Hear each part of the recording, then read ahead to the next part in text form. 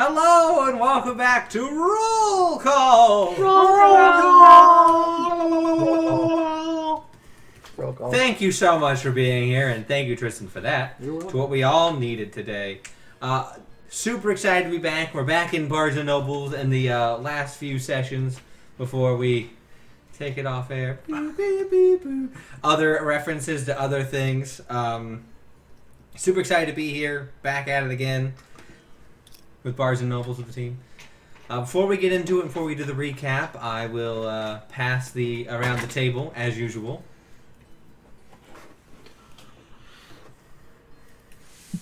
Rochambeau for first. So, if you like other TTRPGs, you can feel free to check out the Vampire the Masquerade stream that we've got going on over at the RPG table. We go live at 2 o'clock Eastern Standard Time, and I will put the link in chat. Also, if you love Click Clack Shiny Math Rocks, check out my good friend Nerdy Encounter. She's launched an Etsy store and is also on TikTok. I'll also put those links in the description. And now I will kick it off to you because I don't like playing Rochambeau. It's your turn now. You go. Well, that's just rude. I'm offended. As a rock person, I think this is... Get out of here with your offense. So last week we did not play D&D. Well, we didn't play. D&D happened, but not... Yes, but my statement rang true. We did not play D&D. Instead, we did the character creations for the next mini-campaign that we are starting. With our wonderful group of Old Druid Lady, Changeling Sorcerer, Goblin Monk, and Buckethead. If you want to know more about those, go ahead and check out that stream.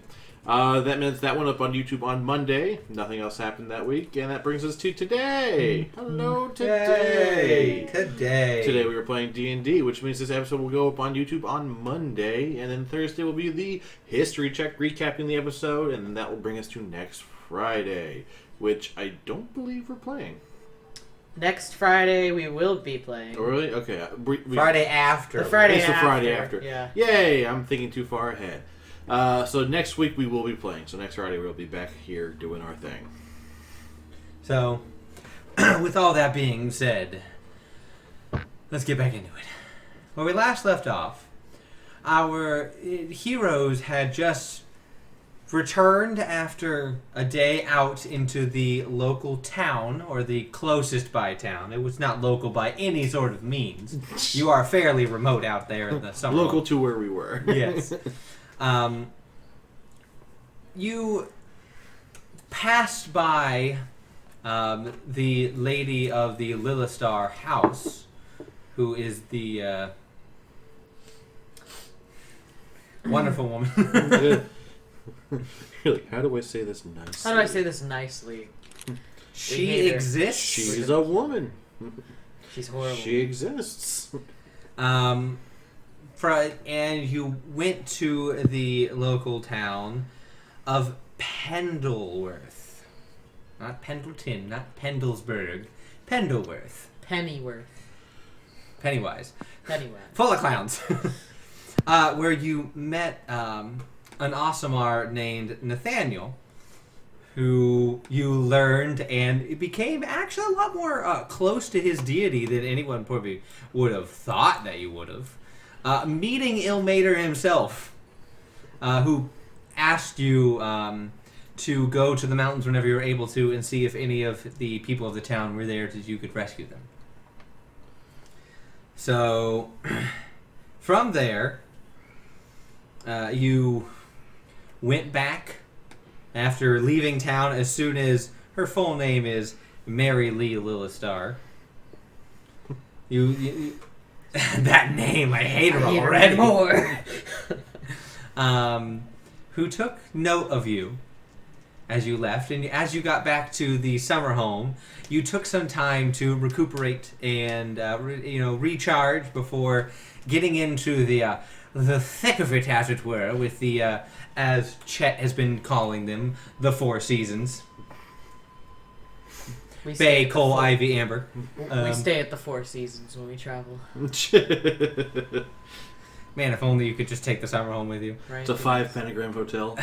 I don't want to stay in those. They're magically. They seem pretty sus. What? No. You're right. The continental breakfasts. And the fight ensued after the four of them went out to prepare for their known ambush. You knew the fight was going to happen, but you didn't know where they were going to be out back. And the fight went about as well as expected. Chet pulling out some big brain moves, putting Amber into a wall of force, a sphere. So Amber could not get out because Amber could not cast spells like Disintegrate. So making it a 4-on-3, albeit still slightly skewed in the elves' favor. And one by one, individuals fell until it was only Morena versus Cole and Ivy. Amber still being taken out of the picture. Amber was back in the picture technically, but not for long, because the battle ended as Cole tried to antagonize Morena into breaking her own mental will to see if she was strong enough to withstand the knowledge of her friends dying, as Cole straight lied and said they're dead, not coming back to life. Mm-hmm. To which Morena did what Morena should have done and attempted to kill Cole. He saved, he's not dead. He's just unconscious, but is stabilized, as is everyone else. And we rejoin with Ivy going around and everyone's bodies being brought in a pile together as Ivy casts Mass Cure Wounds. Yay! Healing. Yay. So everyone is going to, I'm going to roll 5d8 plus 5. So, one moment. You're going to hear my spell. I'm not going to grab it. I'm using D&D Beyond for this because it's just easy. Everyone heals 34 points. Makes it real easy. D&D Beyond, you're at it again. That's what that sound was, because I have the potion dice.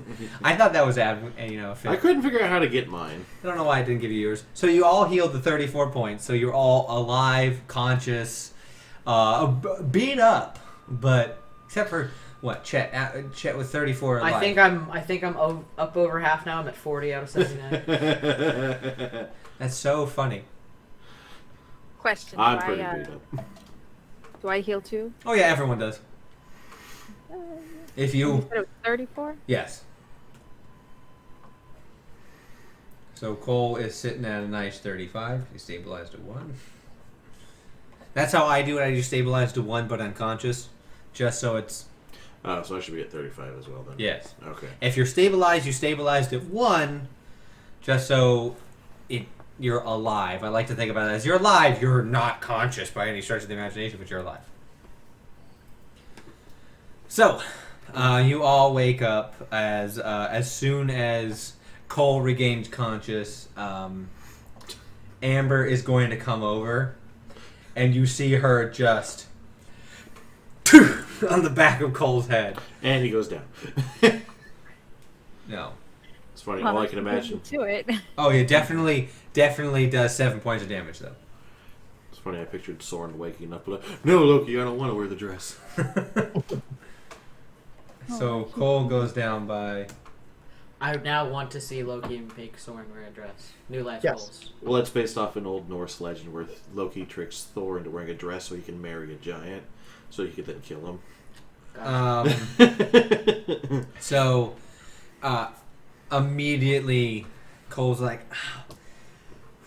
yes, I know that was wrong of me to do. I wanted to see if Morena would truly react how we had discussed and to keep her composure, which I am proud of you for being able to keep it.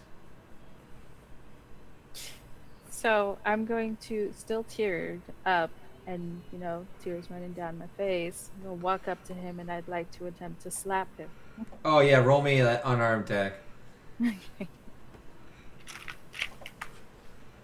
So you're going to add a +3. Once I find my D20. Okay. That's a dirty 20. A dirty, you slap him. What's the damage on that? I did not roll for damage. Oh, Your unarmed strike Roll is to bad. attack. you don't actually deal damage. What? She has a Heck. 0 because she has a negative modifier to her strength. To her strength, yeah.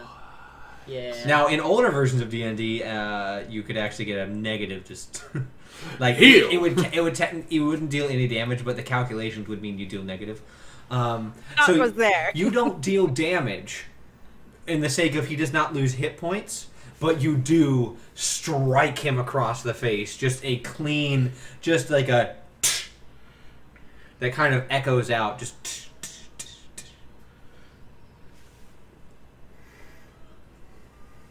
As he goes, that's fair. I deserve that. Chet, you were unconscious for the sake you weren't able to do anything, but since you were the one that was mostly awake, you could vaguely hear. So if you want, we can have you give me a perception check at disadvantage to see if you actually understood what was happening or why. Considering that I rolled a 2. No, you have no idea. Yeah. You knew Colt said something to Morena, but you don't know what. But we can kind of gather. You it was can not you good. can semi-infer. You can think. You don't know exactly. You can infer. You can just like understand that maybe Cole pushed something a little too far. So after Miranda slaps him, she's just gonna like stroll over to Chad and just like hold him and put her head on him and just like just stay there. Tears Chet's running. like sopping wet right now from that tidal wave. Yep. So it's like. Good thing she's an aquatic half-elf. I'm just gonna like hug her back and like look at Cole. It's okay, we're used to being wet. Dun, dun, dun, dun, dun, dun. You just get That's like, right. we'll be right back. That's where I'm going to know when I'm editing this where that spike is. Like, what is that audio spiking? Oh, that was myself doing a noise. Yeah. After a little bit, Amber's gonna come over and like help Morena and Chet up. As Bay's gonna walk over to Soren and go, "You're lucky it was 2-on-1."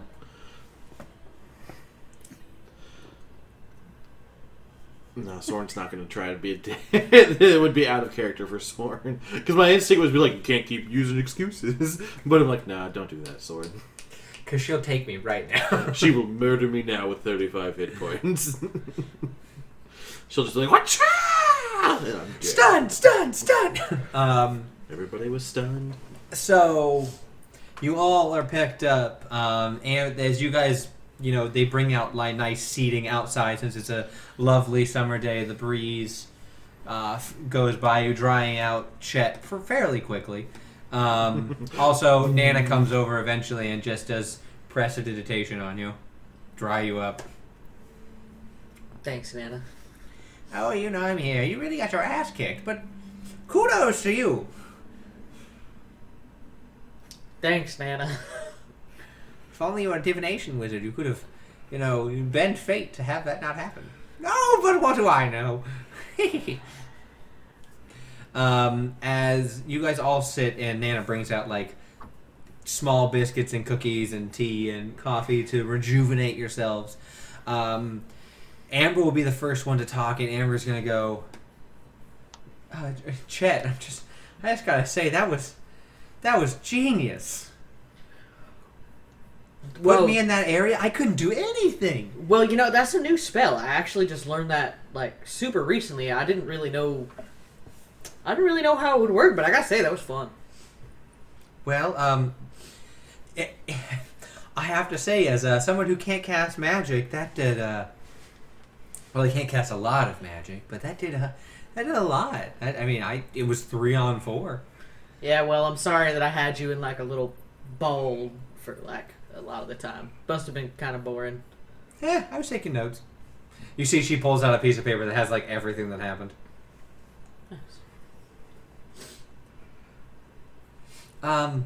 So, how do you guys think you did?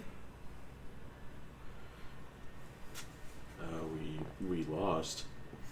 Taking that out of the equation. I nailed it.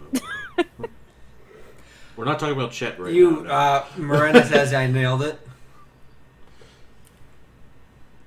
Because as you say that, Ivy goes, I don't want to be that. As the resident spellcaster, I don't want to say you did good. It's just I didn't realize you only knew lightning bolt. I said that sarcastically. That's not how you said that. No, that was definitely you were laughing. We nailed it. Da da da. Freeze frame. I don't mean I don't mean that in a mean way. It's just it's just No, you're right. I don't just know lightning bolts. I didn't take it as seriously. Well, I mean, if Cole was being serious, if we did kill everyone, that's when it clicks in Hemney's, Chet, and Soren's mind. You would have died. Remember, we said take it seriously beforehand. And Chet goes, is exactly why I said what I said. You mean Cole? Oh, yeah, not Chet. Yeah, Cole. Sorry, I was looking at that. Yeah, Chet says that. I missed that. I take Chet now. Chet's Okay, I'll just sit here and be quiet. Cole says, that's exactly why I said what I said, Miranda. If this was a life or death situation, you would have been dead. Even if it was 2-on-1, points over to Amber, hadn't been touched, and could have taken you out before you could have gotten to her. So how do you guys react to that? Set the house on fire. Alright, so hit us with the info then. What can we do better? Cole's gonna be like, I honestly thought you'd throw a spell at me. Pleasantly surprised. I was a little preoccupied with other people. No, I meant for what... We're good. So... just like, wait a minute. No, Chad didn't miss that. So...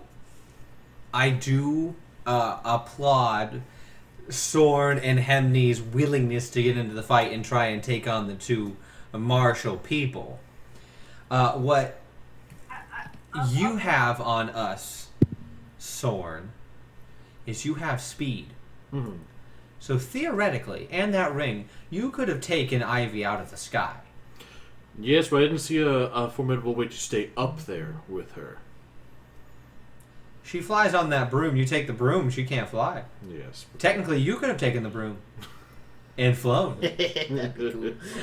Flying sword. There were many things you could have done, but you did one. There are many correct things you could have done, Soren.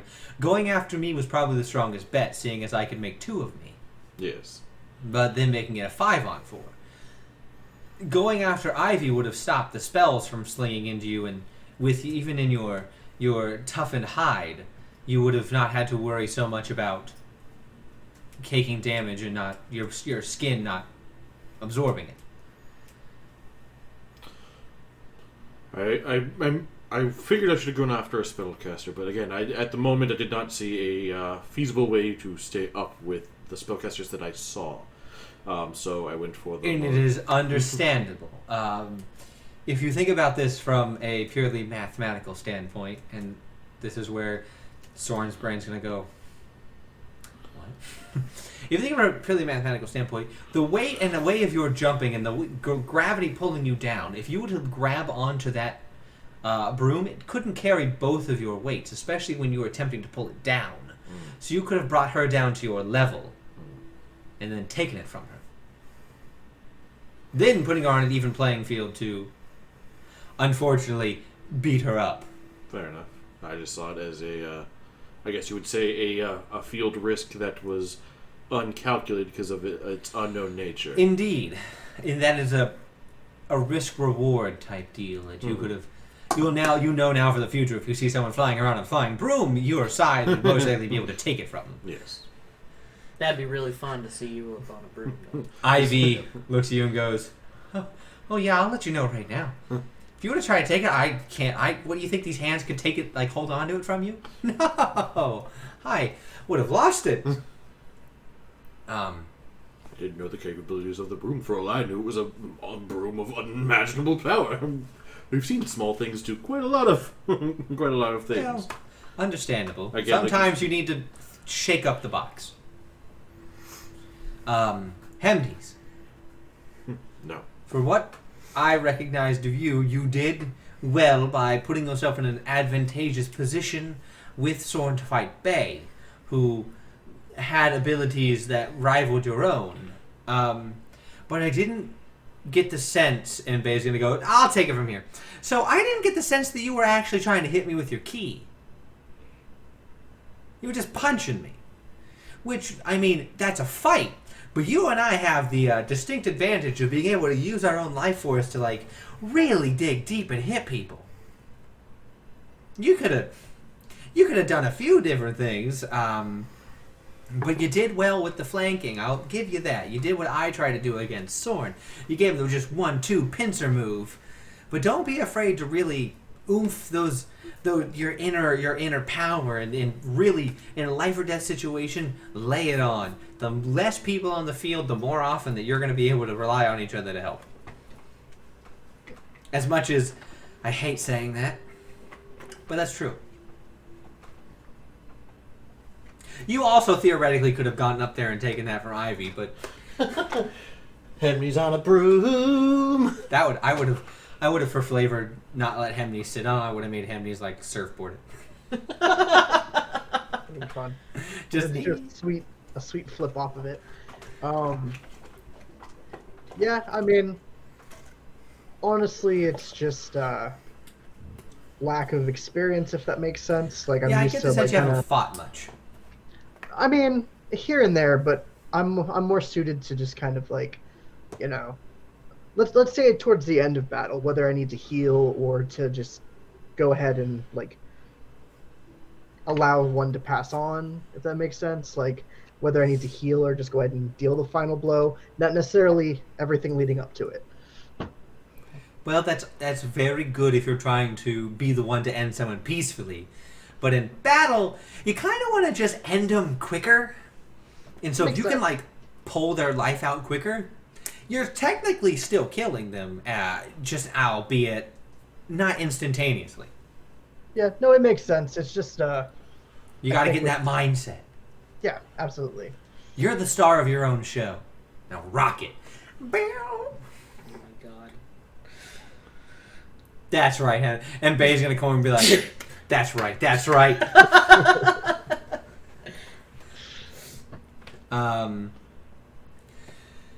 Chet, we discussed you. That was some good thinking. Good work on shutting down Amber. You did best to do what you do and stay back and throw spells. Albeit, what is your I get the sense your primary focus of attack is of one's mind. Ideally, yes. I do tend to focus on enchantment and mental attacks. I think I was maybe trying to go a little bit more on a physical offensive or just more or less trying to knock one person out just to give us some better odds, but... And, I mean, that was a good call. Good call. You also shut down Ivy from casting spells. That was rough. Ivy's going to go, no one has done that to me in, 10 years. That was rough. You're tough. Yeah. It's mostly the stars, but... I just figured out if I could take out the one that, was good at hiding and stuff. The one that'd be hardest to see.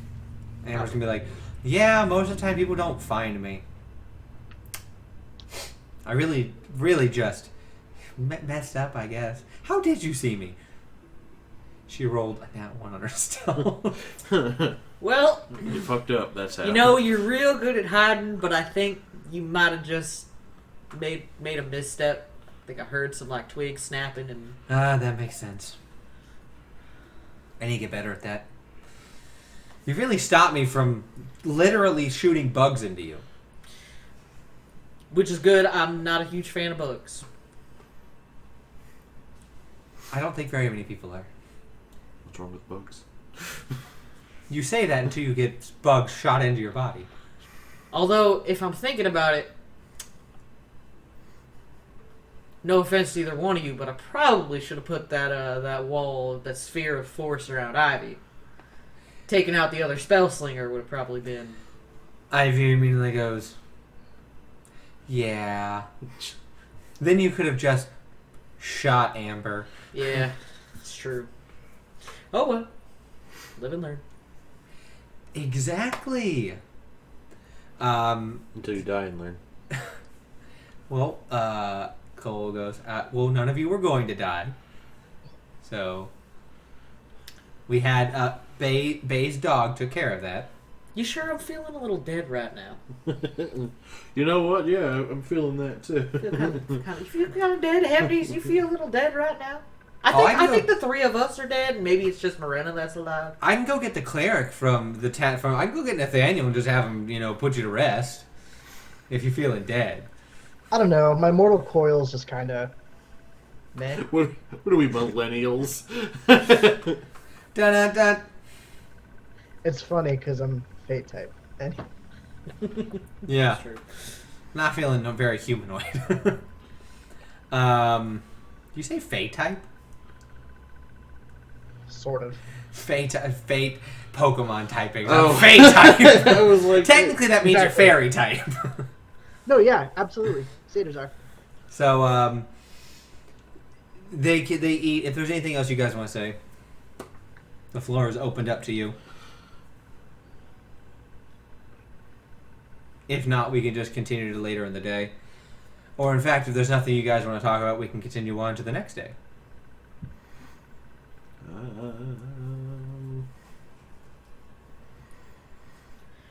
Question for Cole. Yeah.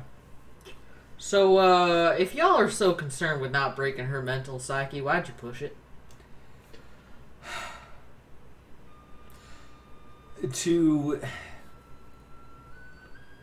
This is very selfish of me, and I understand. To see if there was an actual threat. Okay, and what did you learn? There's not. So you think that... Morena's better off than I thought. I feared the worst and expected the worst, as is my nature to do. And so I tested for the worst. So you were just gonna, risk her brain cracking and... If it began to crack, I had a way to handle it. Space-time continuum, just, what? Prove your own point to yourself? Cole's gonna be like, I do apologize. I did have a way to handle it. As he pulls out a dart. This would have put any person into not a state of unconscious, because that wouldn't work on Morena. She can't be put to sleep. But I can shut off her brain for a while.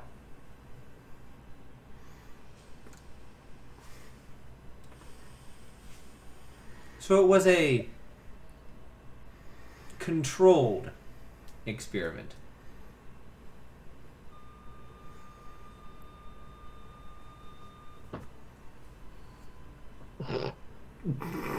I'm sorry, it's just like control experiment. Dude! Pan flute, just Nana's just playing the pan flute in the background, just killing it.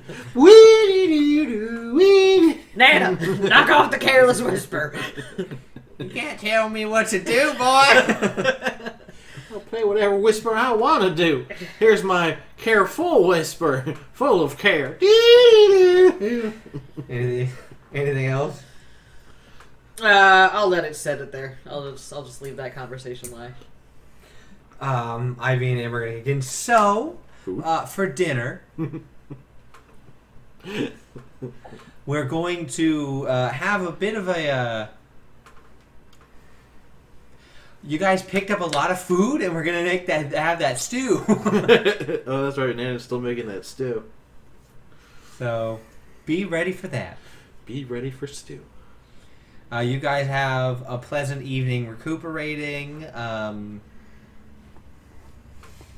there's not really too much else going on for the night. I guess if there's anything you guys want to talk about amongst yourselves, you guys can seclude yourselves and talk amongst yourselves.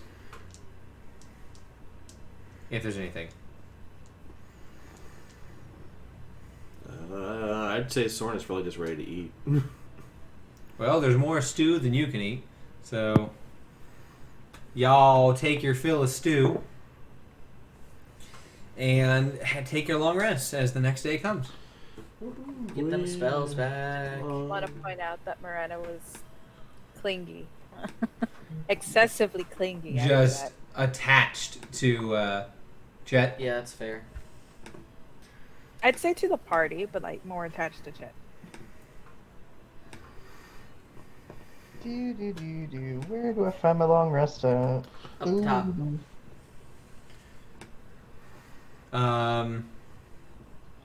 So, the next day comes. You still have about 4 days left in your week to stay secluded until you're able to leave, as the hopeful ruse for Ubrin would be completed by then, and Ubrin would completely have lost track of where Morena was. Due to her ring of mind shielding and the body double carrying out Morena and Morena's daily task, staying inside the castle, going around. You haven't heard any news of if they found anything or not, so you are all able to relax, rejuvenate. Your mead process sort is coming along great. I was gonna say you would probably check. It auto burps itself, so you don't have to do anything. It's auto taking care of itself. You see the meat is coming along. It's only been a few days, but the start of it looking promising. Fix that. There we go. The start of it's looking promising. Chet, you get some quality time with your Nana. Is there anything you'd like to talk to Nana about? There are some things that Chet would talk to Nana about. Mostly about, I think, probably a little bit about his parents, and maybe a little bit about his grandfather. So, what would you like to know? I want to know how Nana met his grandfather. Well, all right. So, have a seat. She gives you a glass of iced tea. So, your grandfather and I met. Do you ever wonder why we have such an elaborate farm? Nope, Don't let That's a gift horse in fair. the mouth. not really. So the reason why the family has such an elaborate farm is because it was your grandfather's, and as much as I loved him, it was an arranged marriage. It was not. We had been childhood friends for many years, and a long time we had known each other. We had dated other people, saw other people, but it came to my family had hardships. And they knew that they could rely on our close family friends, his family, for aid. But it came down to your great-great-grandfather. My grandfather, your great-grand, had a reputation, and so did his children, to be freeloaders. And so they kind of... Their family helped and gave what they could until our family decided to take more than what was rightfully earned. And so, in retribution, they demanded that I marry, and I no longer speak to your extended family at this point. Which I did not ever resent your grandfather. I loved him to the day I died. But I not died. It sounded like I said that. I was like, no, to the day I die. But it was a marriage to give back what was taken. He was Not a spellcaster. None of the sort. He was what you normally would call NPC. he would call him more of a businessman. He A businessman. built the farm. He got us the land and the hospitable trade that we still have at the farm, and grew it with his family's money and all his own ingenuity into the parcel of land that you will inherit. Now, I had a few children, hence why Marshall is your cousin, and hence why he is half a human and you are a human. Your grandfather was a human. That's why you are at that lineage. But one of my daughters, Marshall's mother, fell in love with an orc man who was traveling around, and he stumbled upon the family farm. The family used to all live together until war happened, and many of my children have long passed. But he stumbled bloody, beaten, a man unrecognizable.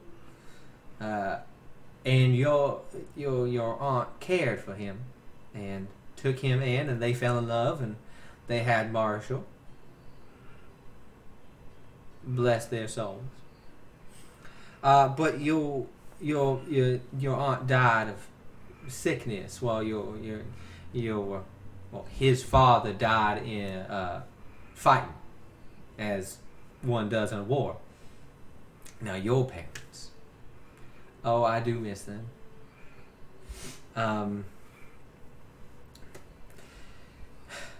Your father was my child, and he was a little more gifted in the arcane. He took after me. He was a mama's boy through and through, just like Encholian, just like your grandma's boy.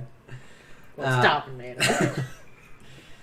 Now, he didn't take as much as you have to the mystical arts. He didn't lean towards enchantment. He led more towards transmutation, which is good for business and good for war. Being able to turn things into other things is very profitable and very useful as someone in war. There are many things you can transmute to aid people in battle. And so he was... Technically your mother was too. She was more of a... It's where you get your kindness from. It's from your mother. She was semi-arcane. She was close to Ivy in where her power drew from. I do believe it's why you lean more towards the enchantment, the more basic connection with people. But they both volunteered to go off because they didn't want. I don't know if you remember much about the war that happened, but it never really came to our area of the country, and they wanted to ensure that, so they left to defend. So it never came to us, but they loved you.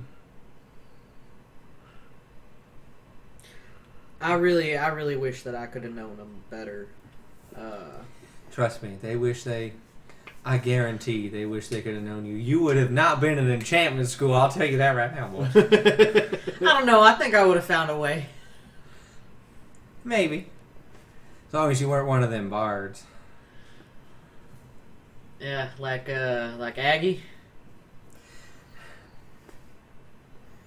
I purposely did not mention Agnesis. Is that what you were fishing for? Boy, if you had questions about Agnesis, you could have been straight up with me. I wasn't fishing for anything. I just... Oh, really? Then what's this hook that you seem to have caught me by?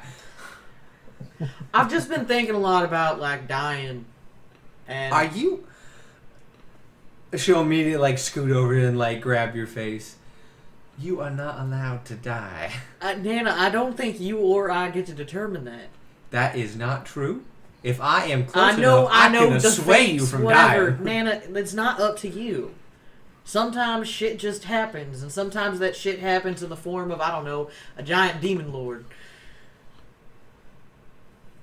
All right, you have me there. Even I don't want to fight one of them. Yeah, so there you go. I don't know. It just got me thinking about like the people that I love, and Well, do you want to know more about Agnesis? He kind of is the black sheep of the family. I don't know if you could tell. I want to hear a good black sheep story. Well, when he was younger, he just... Soon as he was old enough to apparently change his own pants by himself, he struck out on the world. He'd write every now and again and send money back as repayment for his abandonment, as it were. He did visit every so often. He eventually was employed by the late king for more nefarious undercity purposes, as he was one of stealth and charisma, which is why I would not have let you near him.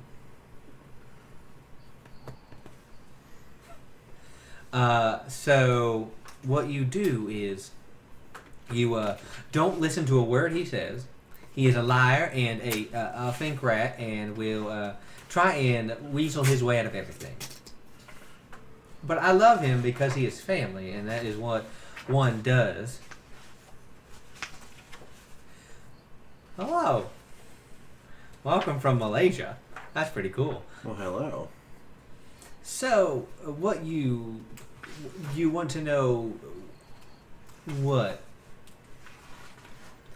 Well, I mean, you kind of already told me what I needed to know, but That's just my opinion on him. well, I don't know. Your opinion always tended to carry a little bit more weight for me.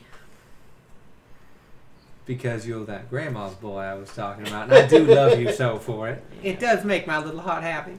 I mean, if I wasn't a grandma's boy, you'd just, you'd whip me straight. Ain't that the truth? I mean, I can tell you from what I know about Agnesis is that he was sick. I don't know if he's alive or not. Oh, he's alive. Well, his mind's alive. Not so sure about his body. He says brain in a jar? Sort Brain's in a robot. Warforged. Robot. That son of a bitch. Yeah, he's actually back in the capital. In jail. What? So I might have failed to mention that he's technically a prisoner, although I've been working on trying to get some negotiations going between King Archibald and Agnesis to maybe kind of help that situation a little bit. Why did Parthon not tell me that son of a... I will whip his ass.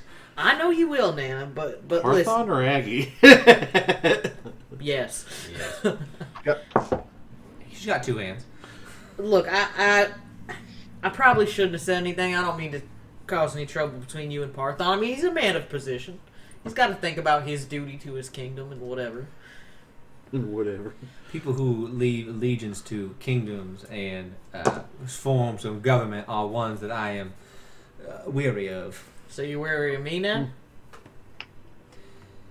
I know you're only part of the government for personal reasons.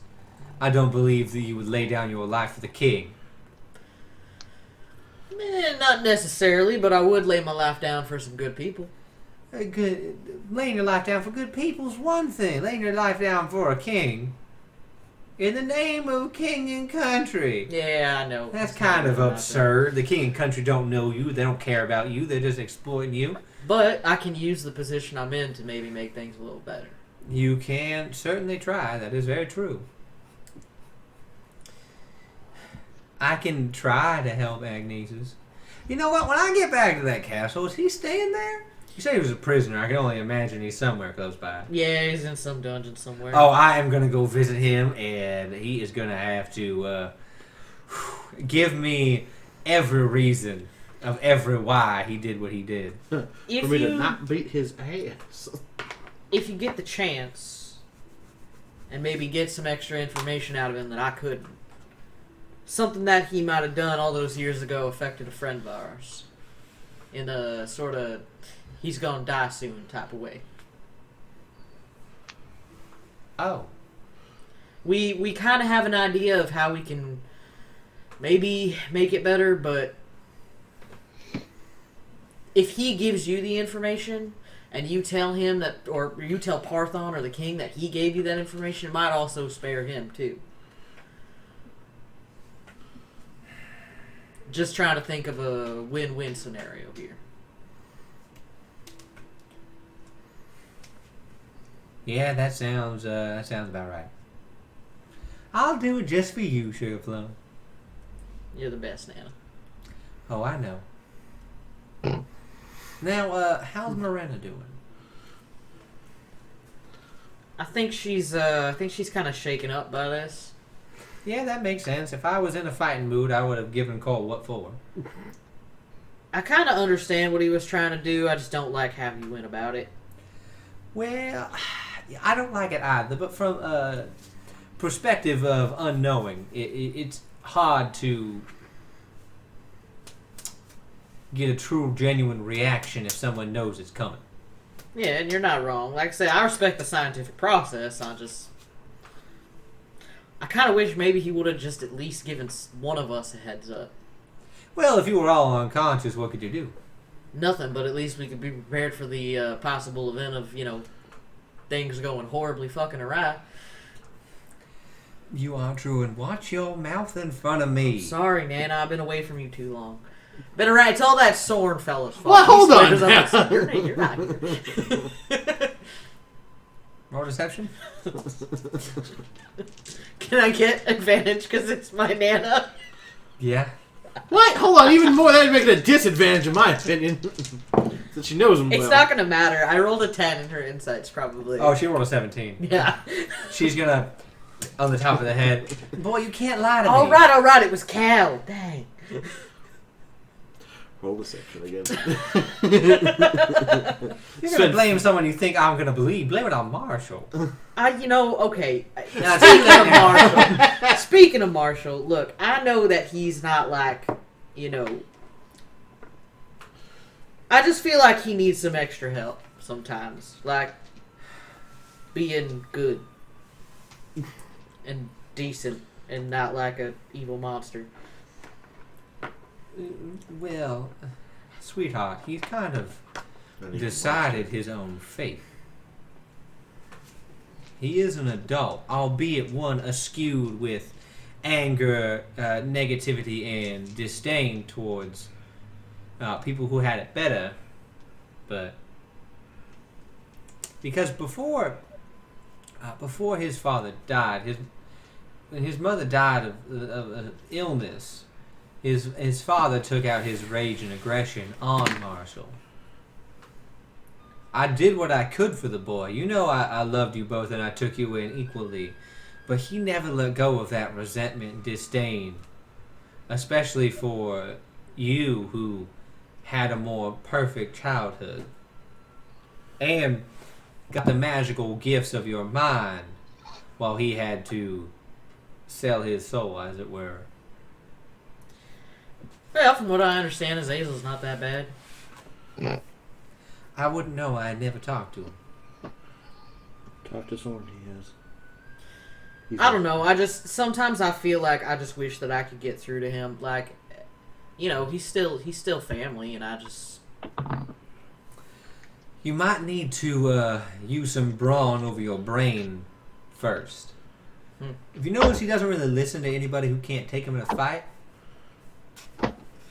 That's why he listens to me, because Lord knows, he wouldn't stand a chance. Nana, nobody's standing a chance against you. Ain't that the truth?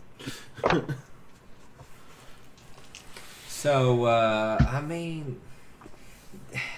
I would love to see both of you again in person. Have both of you in front of me at the same time. Well, if things go a certain way, you might get that opportunity soon. You know, I don't like vagueness. Let's just say I'm playing this one a little close to the chest, Nana. I'm going to murder him. Through the chest. Trust in the fates, Nana. Your own words against you, And Nana. with that, Chet's gonna bid her a good afternoon. She's gonna sit there and go, I hate that boy. this boy is testing me in ways that should not be possible. Going to, as you, you're gonna feel, Mage Hand can't deal damage, but you're gonna feel like a Mage Hand going and just your hat down in front of your face. Love you too, Nana. Fixing my hat. She's gonna just sit there.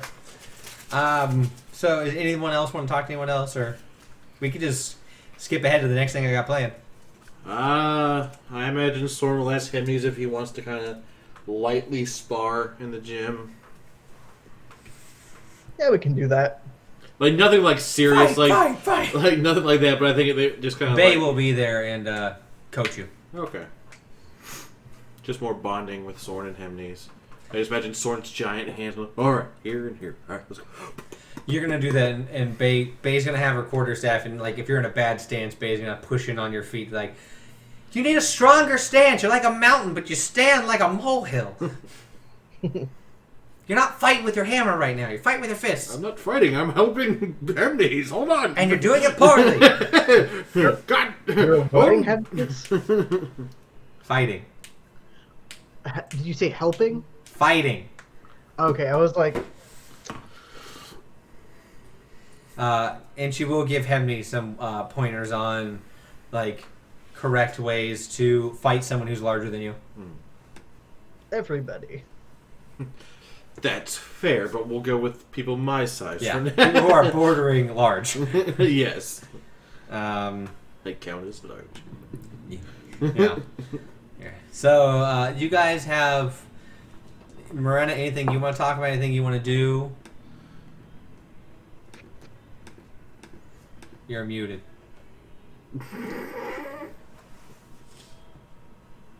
There we go. I need to get out of that habit. I had. What was I gonna say? Oh gosh, hold on. Is there something Rick. you wanted to talk about? Not talk about. There was something I was gonna do. Oh, I wanted to go find Ivy or what was it? Amber or Bay? Amber. Say Ivy you- or Amber, because Okay. I don't want to talk to Cole. And I That's fair. assumed Bay was already busy. I basically want to go train. Oh, Paired. all right. That's something we can do. So, what kind of training you want to do? I was gonna go ahead and ask for their opinion and insights. Like, help. All right. This is something I am all for. One moment. So first things first, they're gonna ask you if you're good at hand-to-hand combat. Your answer will be no. No, got a negative one. To your fist strength, but you do have something that will assist you. You have a thing attached to your hand that turns into a weapon. I do. Your sword. Oh yeah. Now, in your defense, you did say hand to hand, which usually implies hand hand. Well, close quarters combat. There you go. So immediately there's like, whew. I thought he was talking about my ring of evasion. I was like, I No, don't think that your works. your ring of evasion's on one thing. Your sword of the aberrant mind hides itself as a ring on your hand. Gotcha. Okay. Yeah. I'm gonna go ahead and let her know about that. Show me. Okay. As you unlock the aberrant potential in your mind, you hear the sword activate, and you haven't used it that much. You go as it wakes up inside the aberrant soul within it wakes up in your mind as the this sword appears in your hand. For those of you who want to know at home, it is a one. It deals 1d6 plus 4. It is a magical weapon that also deals 1d6 psychic damage on hits. So you have pretty much it's a piercing weapon. So you stab into it. It's kind of like if you think about it, when it pierces somebody, it resonates in them and affects their brain as well.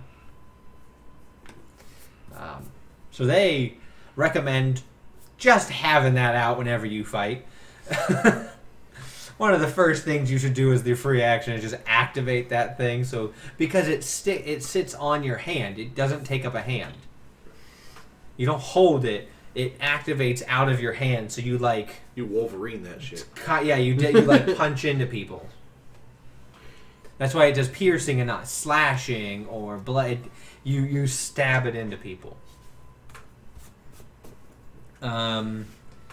So looking at, they go over what spells you have, and they are very happy with the amount of the variety of your cantrips. I was like, so I recommend changing up what damage you're doing, for the sake of, you don't know what people are, resistant to, immune to. Are you trying to find something to write down? Yes, I completely forgot. That's what I was searching for when we first started. I was like, I'm going to need a pen and pencil for notes. And then it just slipped my mind, and now it's hitting me again. I'm like, frick. I'll give you a minute. I don't have a pen nearby. It's like all the way in the living room. Never mind then. It's fine. Good thing this I'm is going just to be on going to YouTube. open up Google Docs. Yeah, no worries. Open up Google Docs and I'll continue talking. Gives me some time to look at your spells. Sword and Hemnes, talk.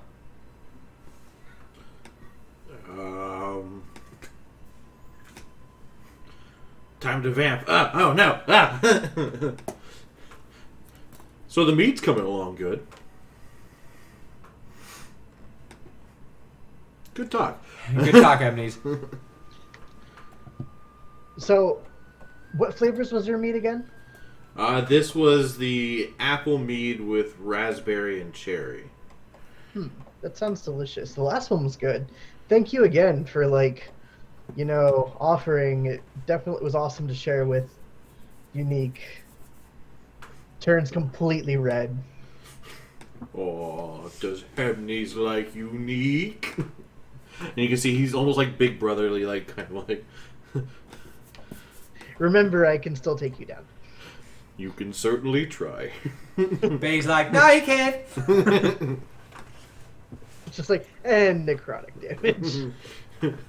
And to his dying breath, he'd be like, Hemnes and Unique. K-I-S. Oh, no. Oh, no. We joke that I have a negative modifier on my intelligence. I'm just average intelligence.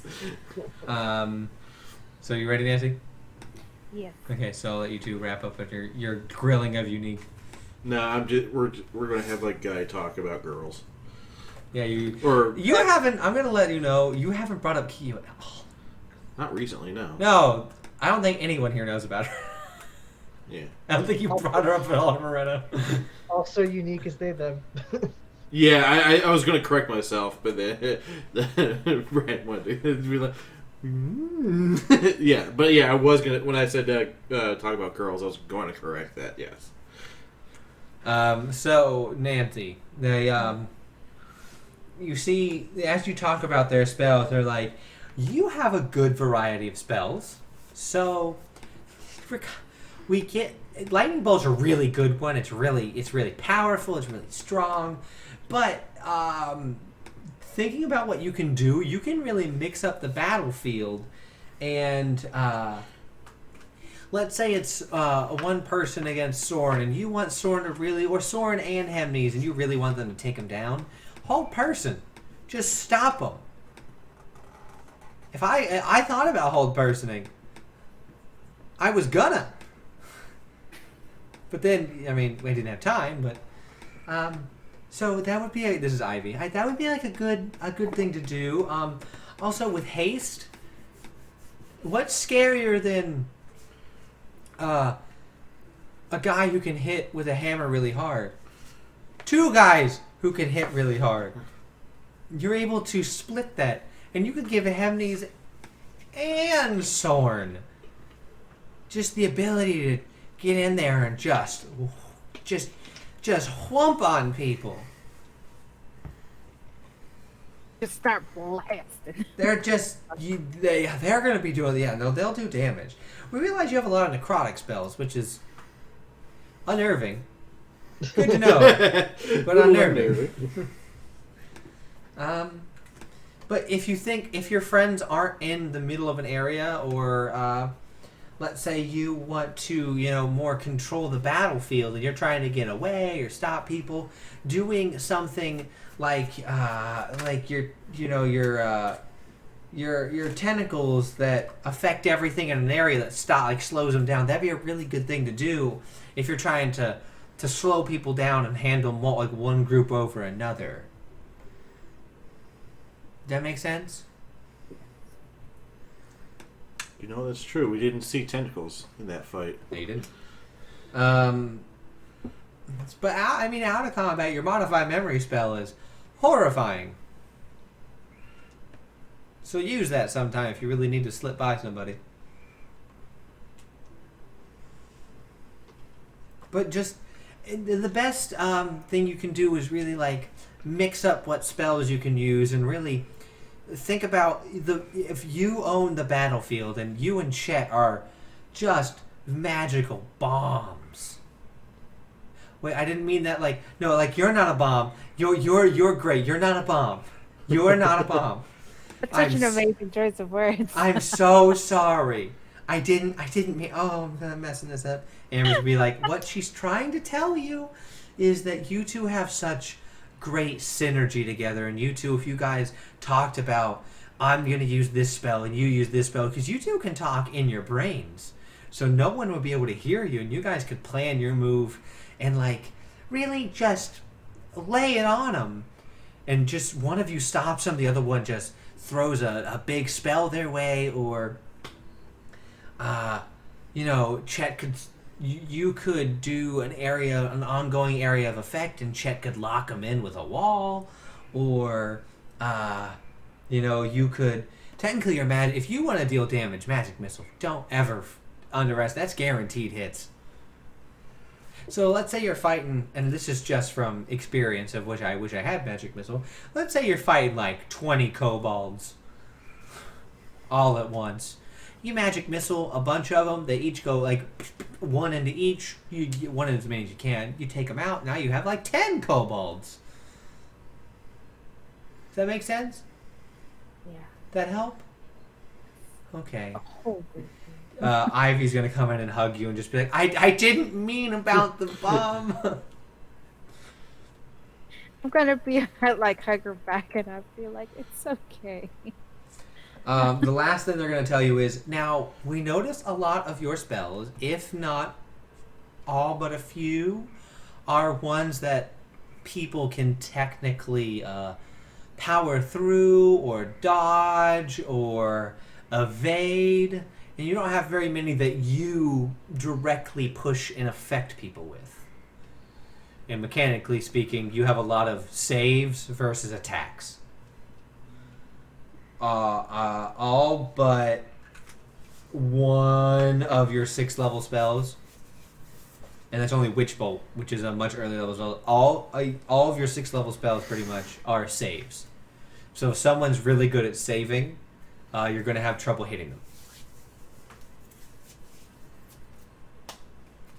So that's the lesson they give you. So you guys head back.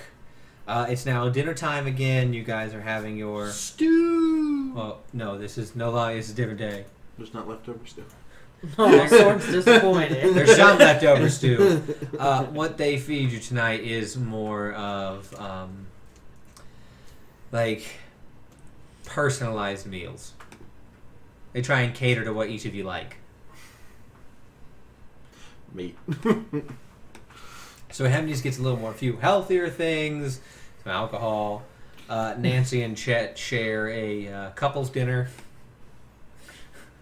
Made of couples. Soren Made for just real eats. couples. Sam and I are on the same. Soren eats meat, Meat and stew, meat. meat and potatoes. Meat and mead. Nana has just a lovely Caesar salad. Surprised she ain't got meatloaf or fried chicken or something. She's Find trying it to all take care free. of her body in her old age. I mean, she's eating a lot of prunes in that salad. They're dried up prune.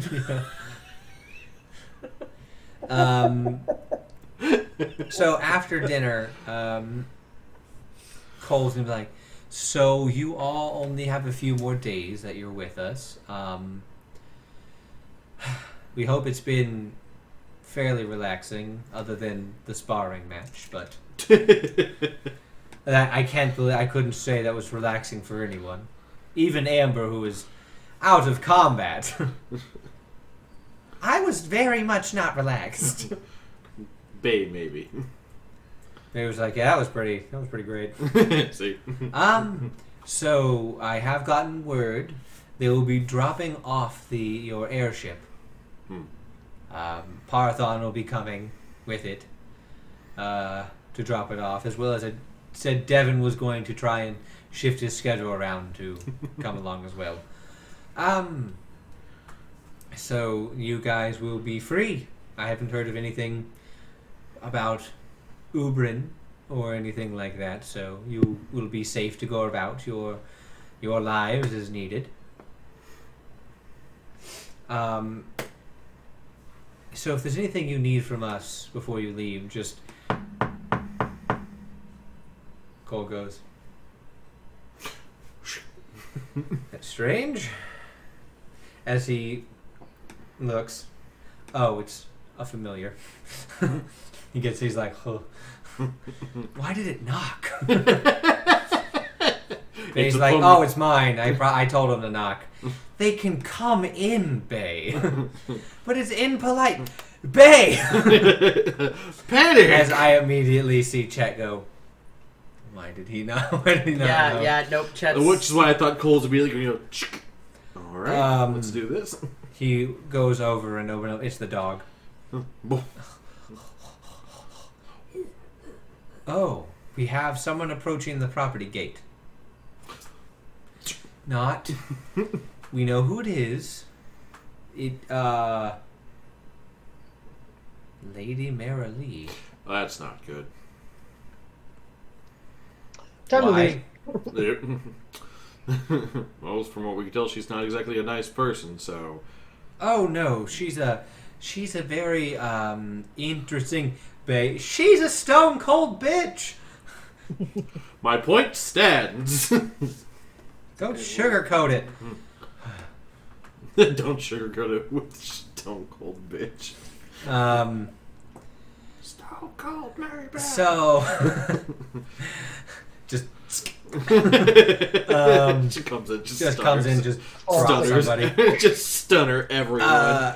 So is she accompanied by the dog? Okay, well, like to speak to you guys, but I'm going to go to the gate first. Fair enough. Trust me, anything she's got, I can handle it. Plus, attacking me isn't technically attacking the crown, so ergo vis-a-vis, you could say that she would be advocating her position as a noble of the area. And the shark comes flying out of the air and eats her. I also cannot attack her. I'd be But it wouldn't be you, it'd be the shark. Exactly. shark under my employ, so technically it would be- Well, I It's mean, self-defense. Squid sometimes does things I don't ask him to do. bites your ear. Yeah, like that. He just took a little nibble on her ear. Still a bat, right? Yeah. He just took like a little ear nibble on her. You know, Just your little shark angrily biting friends. her ear, saying like, "No, I don't." As he does exactly Case in that. point.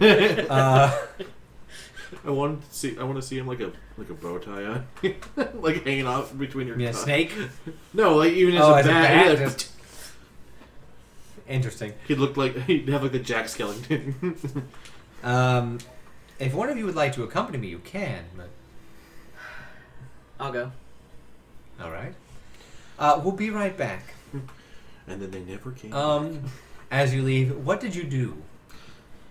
I'll tell him what had happened with the kid and the horse. Oh, well, I mean, speaking from a person with a kind heart, good job. Speaking as someone who understands the socio-political ramifications of actions, you kind of brought this upon yourself. I would have done the similar thing, but speaking as somebody who speaks bluntly Who said to on lay low? things like this. Yeah, let's just get this over with. So, you go to the gate and you see it is her outside of her. She is outside of her carriage. As you see, once again, she's wearing her soft, noble robes. Her skin is very like an alabaster, like it's tan. It has like a darker undertone, but it's very like light. If that makes sense, it's not like pink pigment on. It's I'm trying to describe this in a. Would it be more pallid? Yeah. So she stands her hair down. You're finally able to see her. She is standing just in front of you with two guards. You recognize one of the guards, the same one that came out to talk to you. Eyes you up and down like. Doesn't seem to like you. Because you talked to him. He ain't gotta like me.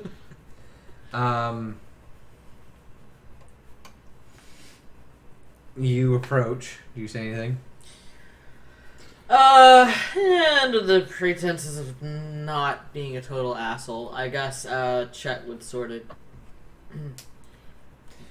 She'll curtsy. So, I have interest. Sorry, wasn't prepared for that. I have I know. interest. She is a noble woman. I know, I just wasn't, like, the voice in the brain just wasn't there. Also the phrasing. I It's like someone trying to like court you. I have interest. have a business proposition for you. If you would be so kind as to hear me out. I think I could listen to a proposition. I can listen to words. Would you like to discuss it now, or I can come back a different time? No time like the present. All right. Boys, as she turns instead of them like, yes, ma'am. Feel free to wait here for me. If you're sure, ma'am. Of course. I'm perfectly capable of handling myself, and as Cole opens the gate, she walks over and does where she wraps her arm around you for like a lady being guided by a gentleman. I'm sure I'll be taken care of quite nicely. Of course. Kills her immediately. Give me a perception check. Oh boy. Persephone. That's a nat one. You don't notice anything. Does Squidge notice anything? Squidge can give you advantage. You can help action. Okay. Yeah, we'll do Don't that. forget, you gotta use Squidge's advantage. That's a 17. The 17. All Way right. better. So, For Squidge. Go Squidge. what you see on her is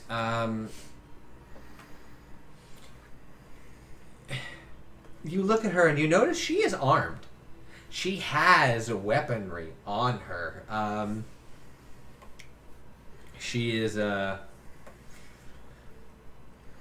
very well dressed and she doesn't have her armor on right now, but usually she does have a crossbow on her hip, as well as a short sword tucked away. It's pretty well hidden. It's kind of like tailor made to hide it. Whenever with her long flowing robes, it's a little bit easier to hide things like that. With that, you do notice she has what appears to be a part of a fletch of an arrow. It has a deep, dark blue hue to it. The flesh of an arrow is kind of as an earring. It's hanging, but it is slightly. It's a tiny piece, but you recognize what it is. It's in its own little container on her ear, and as you look at her more, you see a familiar symbol. One of a crescent moon. That is a similar crescent moon to your deity. Being the protector and embodiment of good, especially arcane and elves, you know that this is a symbol of Corallin. And you get the sense that she is a holy woman of Corallin. Give me, now that you've seen it, give me a history or religion check with advantage due to the nature of what you know. 27. You know that this, if she's having it on her and it's in a glass case or like a glass container on her ear, you can surmise that this is a piece of a fletch of Corellin's arrows. Meaning it is, she has a reliquary of Corellin. Is this like kind of like the Thread, yes. The what? The thread of Ilmater. Thread of that. And I was going to think of the Odin boat piece and the shard of. I in this world, I'm trying to make reliquaries because people don't use reliquaries enough, and I think they're awesome. Right. Having like a physical piece. Yeah. You see, you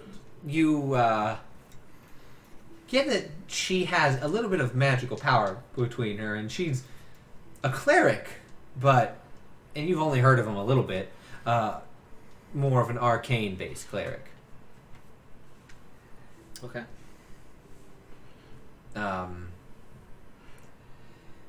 So, have you enjoyed your stay at the King's summer home? It's quite nice. Forgive me, I don't think we've ever officially been introduced. Oh, I am Madam Marylee Lillistar. It's a pleasure to meet you, Chet. It's wonderful to meet you, too. Your name far extends past where you think it does. Well, that's not good. That's, good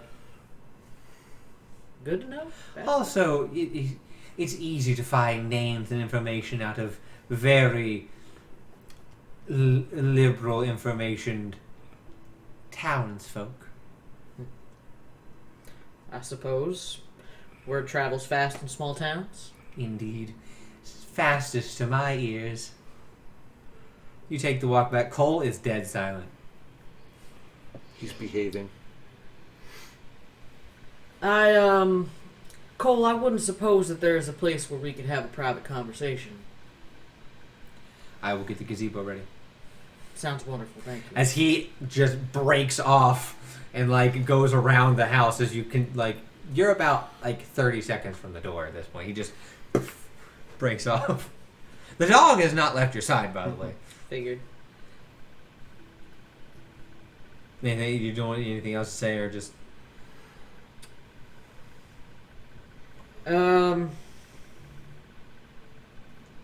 Sorry, I'm totally spacing right now. Now continue on. All right.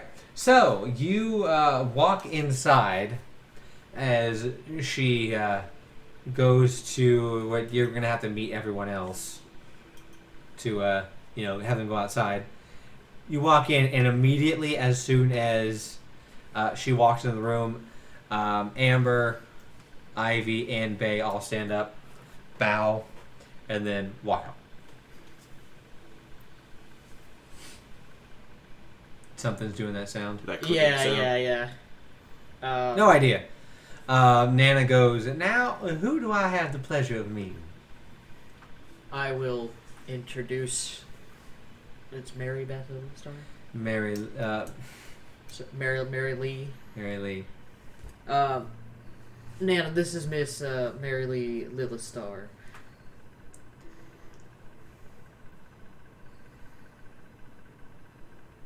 The pleasure's all yours. Nana, Nana. Marilee goes, aren't you just a gem? Oh, Nana. You can call me Nana, I suppose. Nana don't play Nana don't play no games. She don't care about no. That's fine. It just confirms what Chad already knew. What? She's skeevy and I hate her. If Nana don't like her, I don't like her. So I do believe that Cole is preparing the gazebo for us for a private conversation. I do believe that doesn't require you, Nana. Nana's gonna be like, oh, don't mind me. I'm just an old, frail woman. I wouldn't be able to hear you anyways. What your name was? Mariquee? Mariqueef. Nana, could you do me a favor and help Morena with some things? You guys got that? Roll deception with a disadvantage. Yeah.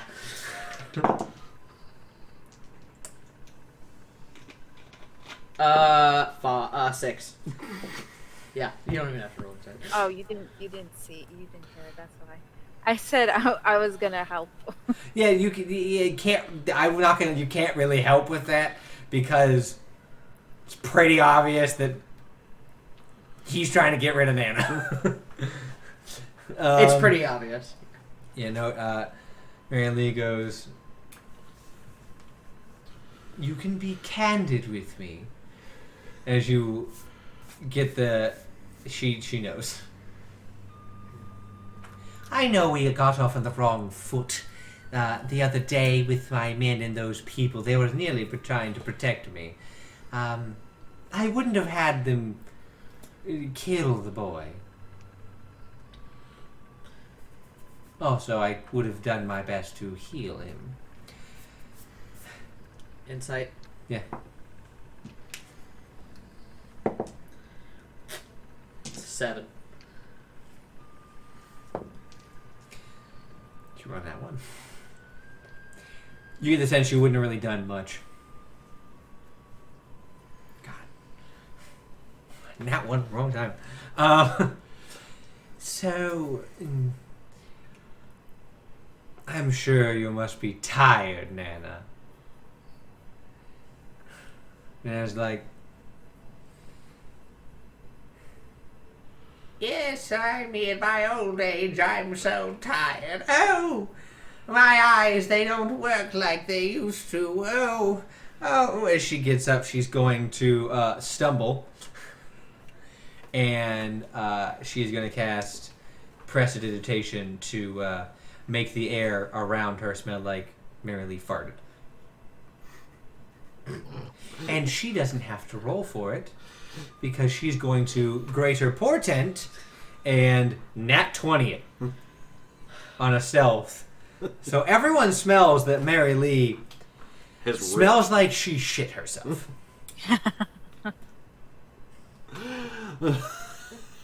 As Nana's going to waddle off. Chet is so torn right now. That's the nat 20 out of the group. I still have other things you can roll later. Yeah, no. When I rolled that, I was like, I'm gonna roll for the morning. I was like, oh, I nat 20. Useful.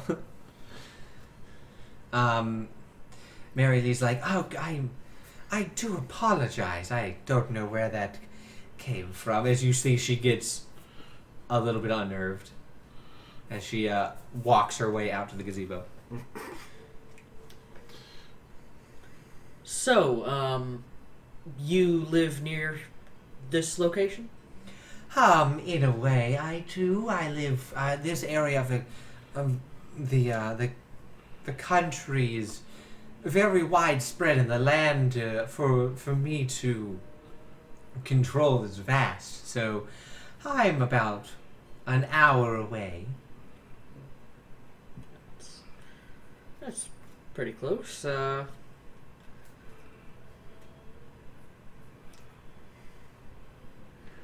Sorry, I'm. You see Morena. You see as they're walking, she wraps her arm around Chet's arm again, as in like he is the man that she is accompanying.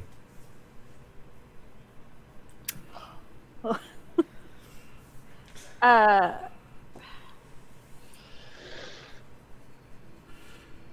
don't. Tentacles everywhere. Oh no. Is there a way I can, like, their backs are turned, right? Yep. I want to see if I can throw, like, some small piece of trash or whatever at the back of her head. Stealthily, obviously. Okay, first roll me Stealth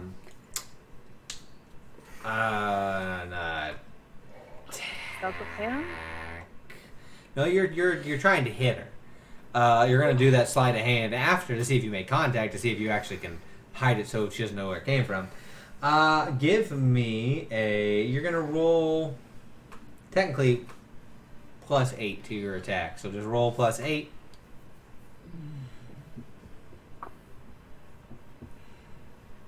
That's 23. Yeah, you hit her on the back of the head. Now roll me a sleight of hand to see if she knows where it came from. Thank heavens for that +8. Yes! 8, 9, 10, 11, 21. Uh-oh. No. Nana's not by to help you. Frick! You see.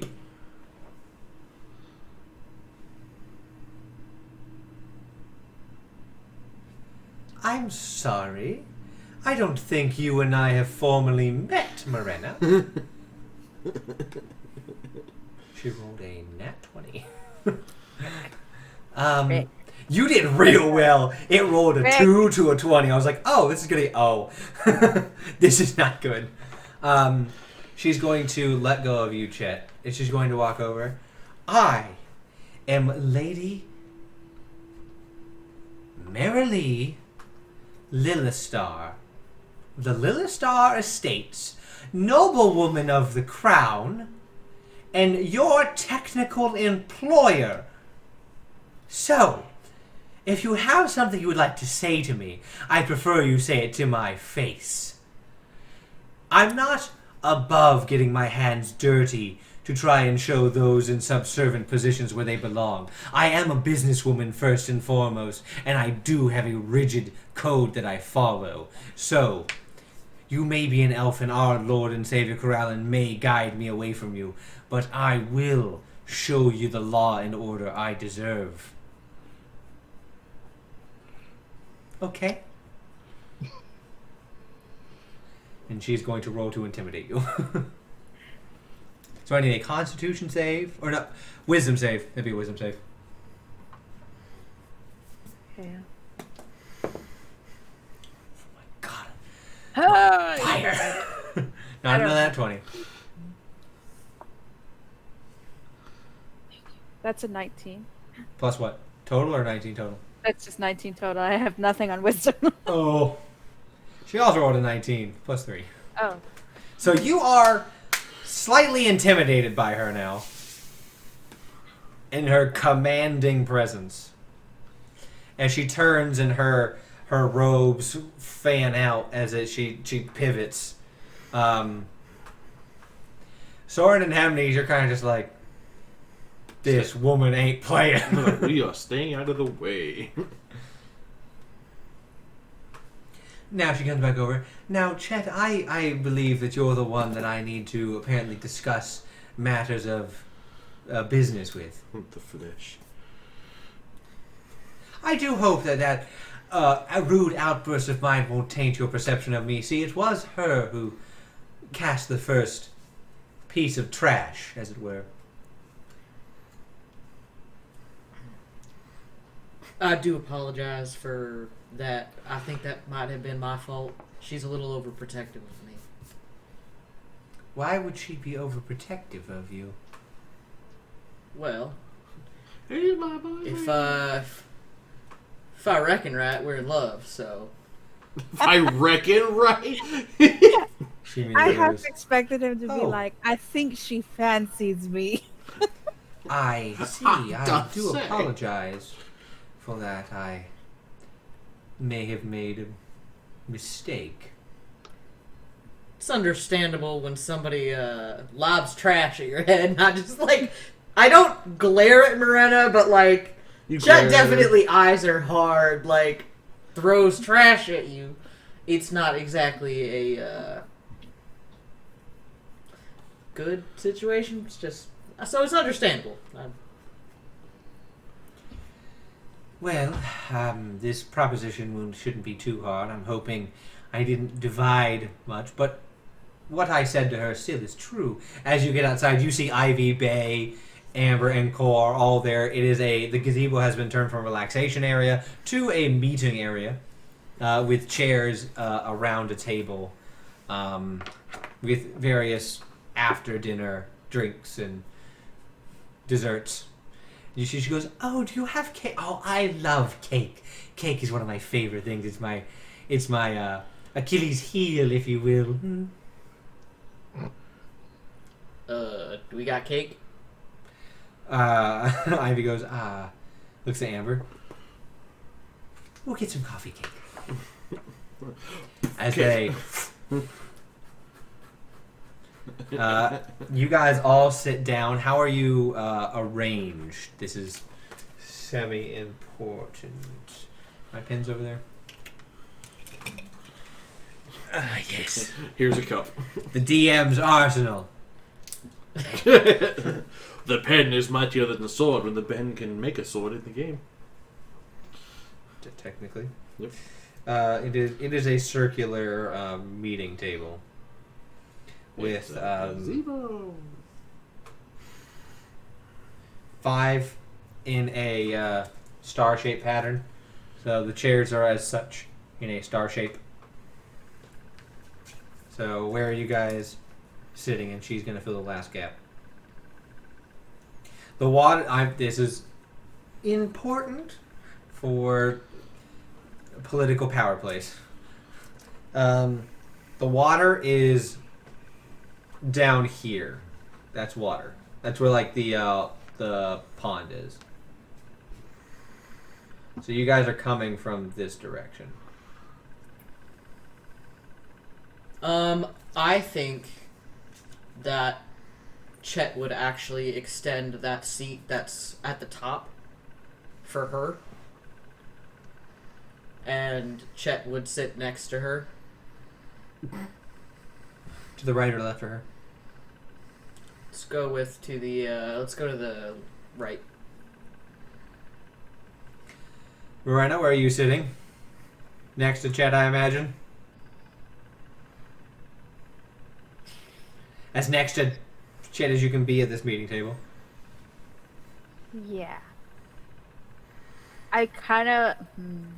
yeah. You'll have your back to the water.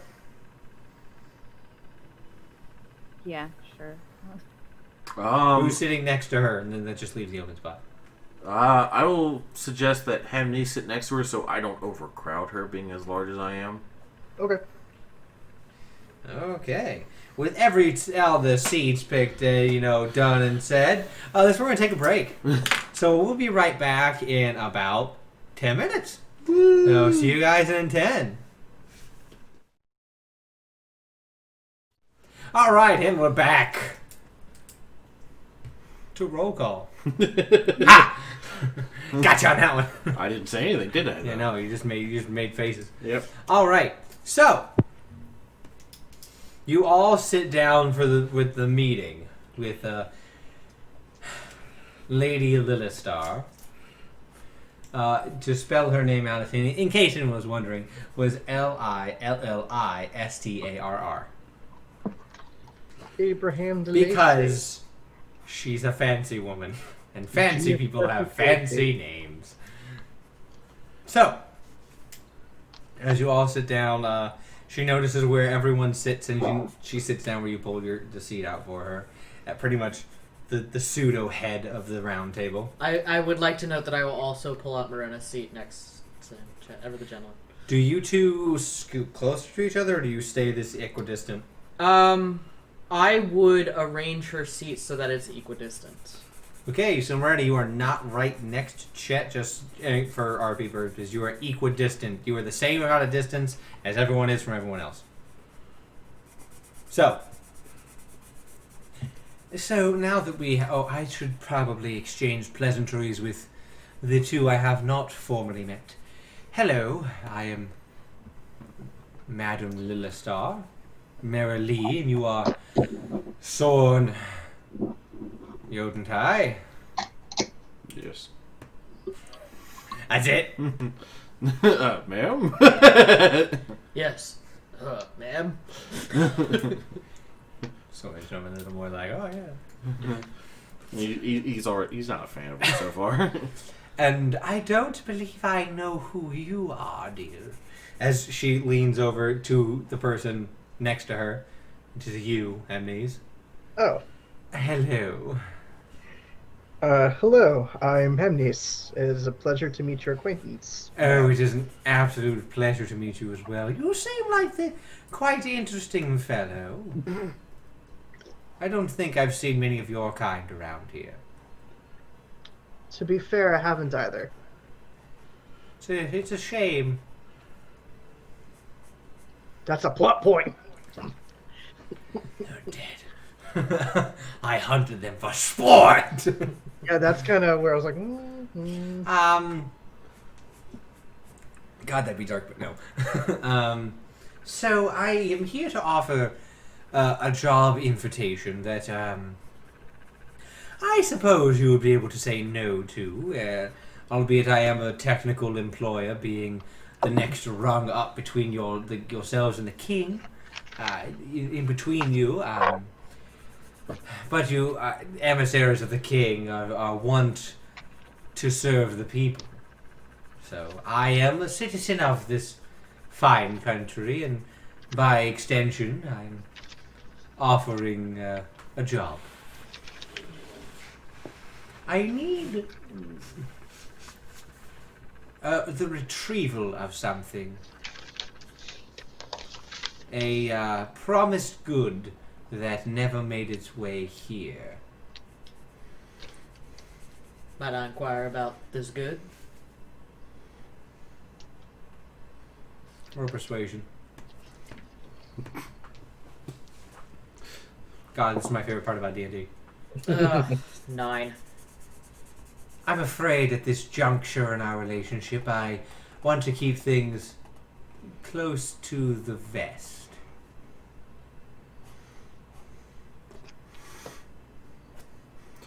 I mean, we can't exactly find anything if we don't know what we're Well, looking I for. haven't explained the details yet. The details, I don't have to tell you what you're retrieving, just know that you will be retrieving something for me. It's over on the other continent. Which one? That's a fair point. That's a fair point. Many people don't refer to the unexplored territory of the northern continent as continent, really. But in this instance, I'm actually referring to the northern continent, so I can understand the confusion. The up north, well, other than the unexplored, that is highly dangerous and irregular for me to ask for people of the kingdom to go out there. But if you could retrieve from the northern continent a promised package, I would be eternally grateful. And I would be inclined to finance your group in excess of the payment you'd receive for acquiring it. Well, not that I'm disinclined to help. However, retrieval of a package seems something a little less suited for emissaries of the king. If I could trust any hokey-poke, honky-tonk person to go and grab it, I wouldn't really be here. I need some people who have a better set of skills and a little more adept at getting things. This is a bit sounding more like a more dangerous mission. Well, dangers fraught throughout life. I can only assume that the person that I was meant to do this deal with is pulled back out of the agreement, and that is why they're no longer giving the thing I paid for. Plus, with your stature, Soren, it's hard-pressed to find many people who wouldn't give in to you what you want.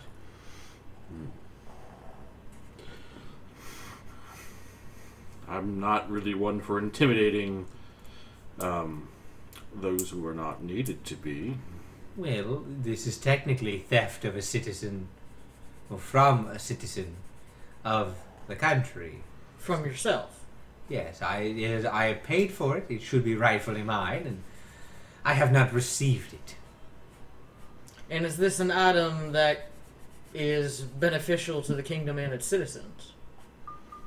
To my area.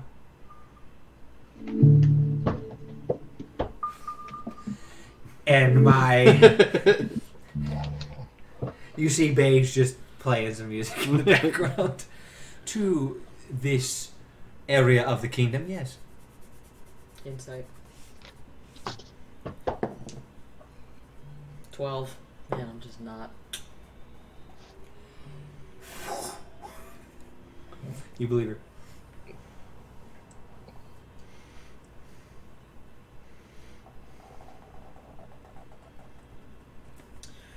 So, hypothetically, say that we agree, Mm-hmm. and we were to go to this area to find said item. What dangers might we encounter? Well, there are dangers of just traveling, but I hear Outside of the normal travel. you have an airship, so unless somebody's really keen on flying to you, I think your travels will be more safe. You'll be going to the northeastern part of the northern continent. Hamneys, at that mention, you perk up a bit. Northeastern is where, depending on, it's a circular continent, so northeastern can mean a wide swath of land. That's where your monastery is.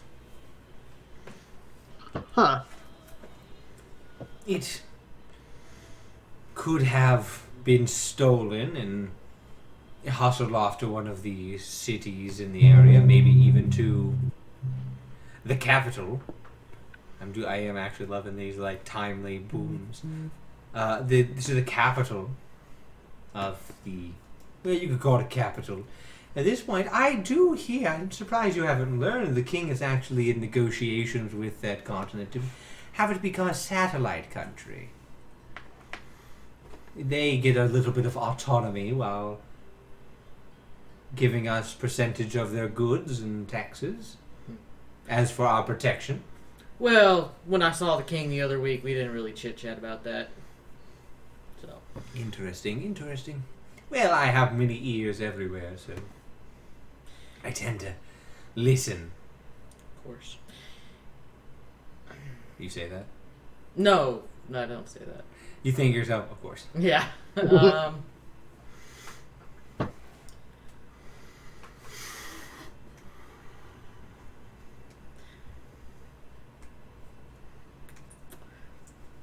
So, do you mind me asking who the initial hire was, simply on the basis that, if this person is still involved with this package? Ask your question again. Do you mind letting us know who you hired, simply on the basis that if this person is still involved with this package, either they ran off with it themselves or they somehow got caught up in something nefarious, we might be aware of that? Hired an individual named Max. He worked with a company he said was good at delivering in promised goods. Soren, roll me a an insight in that. I don't think my insight's any good. I don't think it is either, but Yeah, it's not. 11. it's good enough. No. I'm like, I You know piece who's it. together like that sounds like the max I know. Hence me, like, He was part of a small business that I hired. They called themselves the Postmen. So, and that just confirms your Yeah. suspicion. I'm doing my best not You to. realize that, yeah, you guys know the Postman as this massive operation because you've been a part of it. Right, but the grand scheme of the People world. don't. It's like an iceberg. 90% of the business is under. No one knows about it. So, he hadn't given it. He said he was coming from the northern continent. It was this magical artifact that has the ability to help those who obtain it prosper.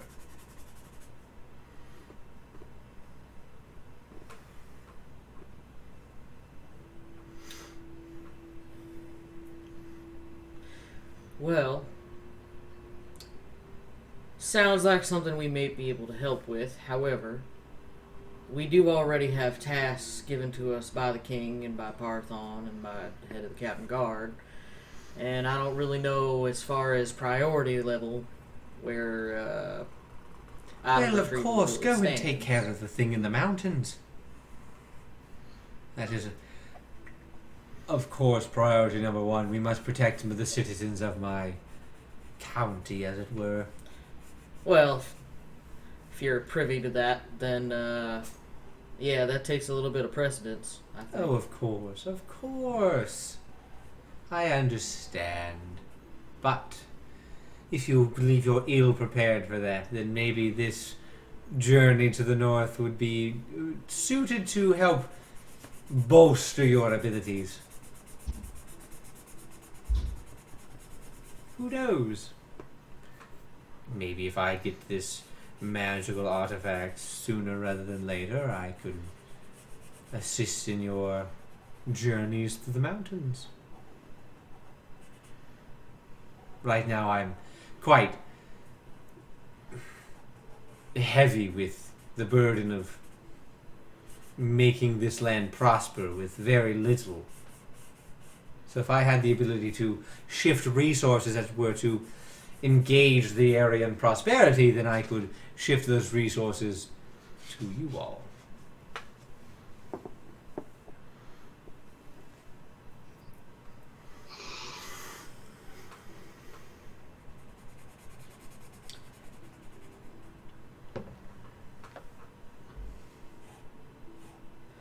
And where was this artifact initially retrieved from?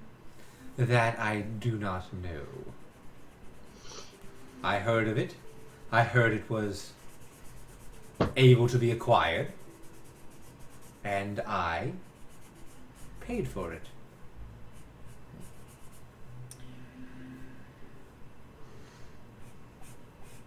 Well, I think perhaps maybe this is something we need to discuss and see where it sits on our timeline. Oh, I completely understand. Discuss away. Think not of me being here.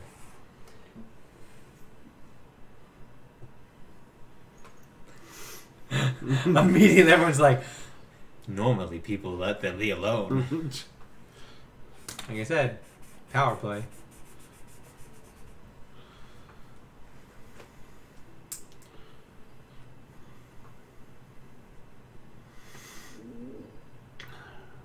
As emissaries of the king, venturing off to another continent and possibly causing a ruckus is probably not wise. I believe it would be in our best interest to maybe discuss with the likes of Parthon before we go venturing to another country or continent and causing some ruckus as emissaries of the king.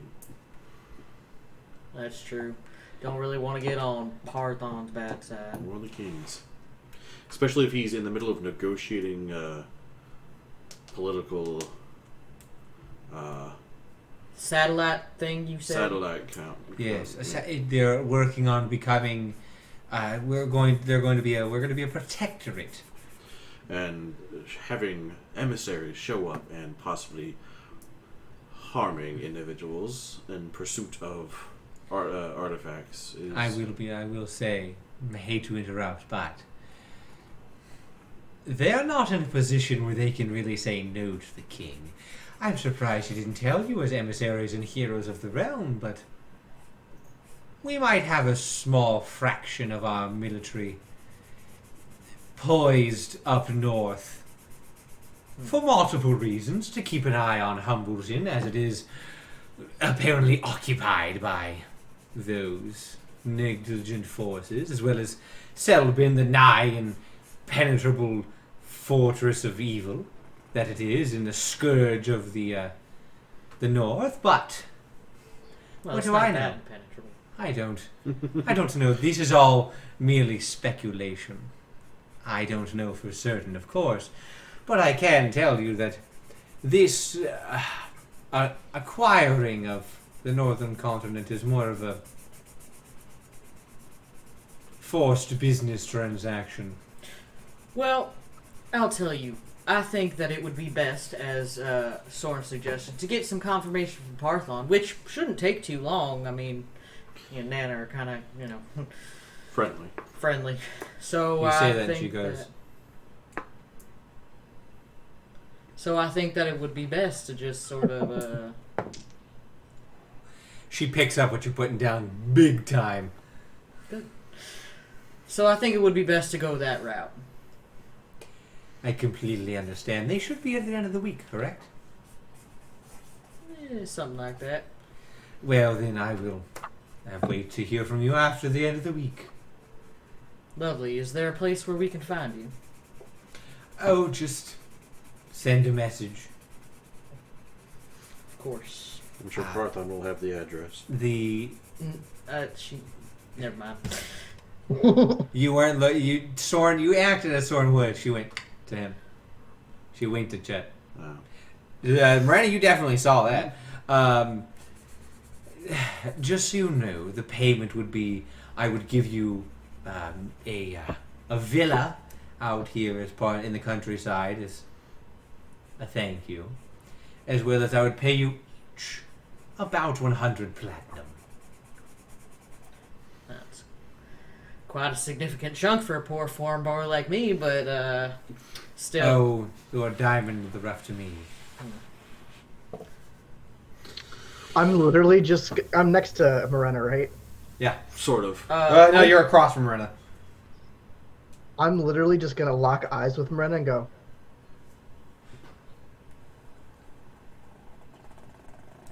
Look. Oh. That makes sense. Okay, I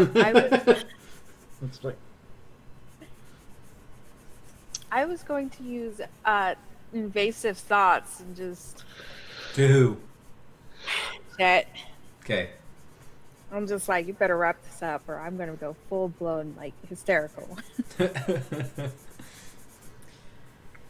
thing that's Or gonna I'll break just, Morena- or it's like either this gets wrapped up, or I'm like excusing myself. Back to her head, Chet will say, "Don't worry. We're gonna end this soon." Well, I look forward to your response. Hopefully it's a positive one. I do apologize. You can look to Miranda. I do apologize for my outburst. It is uncharacteristic of me to react so harshly. I do hope you'll forgive me, dear. I'm gonna look at her. I'm gonna be like, no, I'm sorry.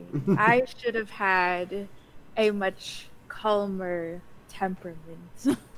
Are you lying or are you being serious? I'm being serious. Okay. She's lying now. I'm being sarcastically serious.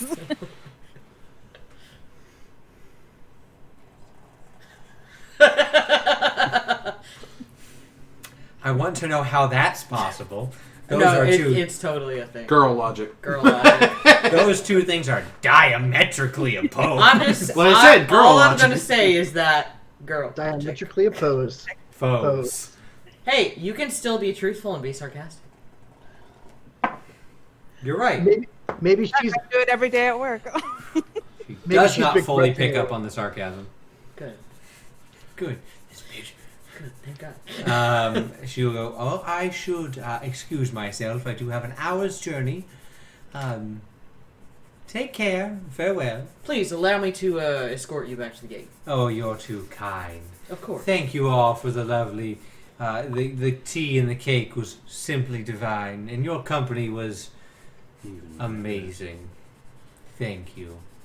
I will help both ladies out of their chairs as a gentleman, and I'm gonna give Morena a quick peck on the cheek and tell her that I will be back as soon as I escort Miss Lilistar to the gate.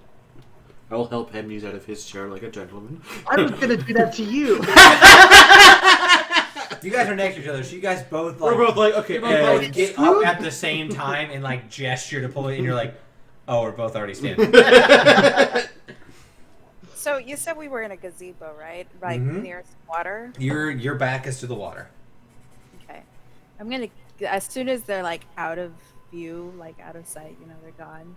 I'm going to just get up, walk straight into the water, kind of like dunk myself in, and kind of just go ah. That tracks.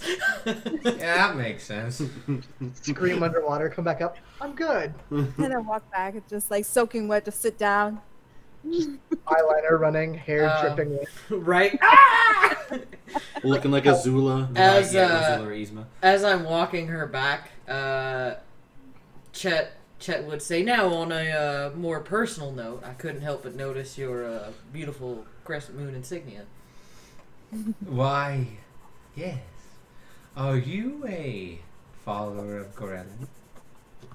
It's gonna seem a little weird, but he's gonna pull out the bag of chili that's got Corellin symbol on it. Oh my, you've been gifted. Why, that is truly wonderful. I am in awe of you. That is something I only wish I could have one day. A connection with Corellin on the level that you do. Well, I feel fortunate in the nature that I know that I am, well, I'm not an elf, but,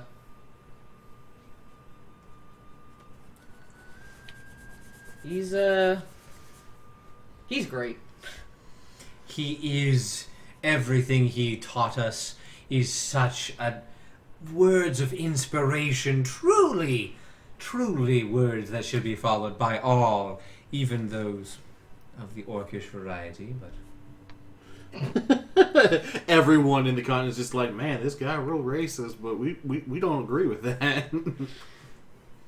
yeah, no, not everyone does. But what can I say? Well, I did notice you have quite a beautiful piece of jewelry that looks something. This is one of the fletchings of one of his magical arrows. Well, perhaps in that way you two have been blessed by him. Then. Indeed, indeed. Oh, it is simply a joy. When I acquired this piece, I was over the moon that I had become so connected to him. Over.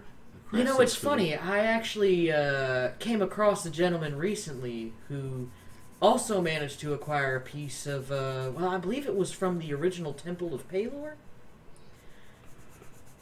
It was quite fascinating. You see, she's taking it back a bit. I thought the original Temple of Palor was completely destroyed during one of the Great Wars. Interesting. He had a piece of what? I think it was a shard of glass. Was it one of the shards of the stained glass over the big pane of stained glass? I believe so, yeah. Interesting. Those those carry with them a bit of magic of Palor himself. It was forged by Palor and turned into the beautiful work of art by Palor and gifted to the mortals as a way for the sun to come in and show the true beauty of his power. You get the sense she is very knowledgeable of his religion. That's good. I figured she would be. Who is this individual? Oh man, I met so many people. What was his name? Oh. It was me. I had it. Ah, shit, sword! Sword's just been really sneaky the whole time. It was me. Son of a bitch. Do you need to know the name? Solid. No, I know, and I'm stalling for time. Oh. I believe it was Faerun? Phyrexis? Phyrexis? I think that sounds right. I could be wrong. I didn't know him too well. I haven't heard of this collector of Palor's church, but... I think he's, I don't know if he's a priest necessarily, but seemed like a holy man. Oh, where did you meet him? Actually, it was in the capital. Interesting. I know everyone in the capital. Well, I don't know if he was from there or just passing through, but that's where I met him.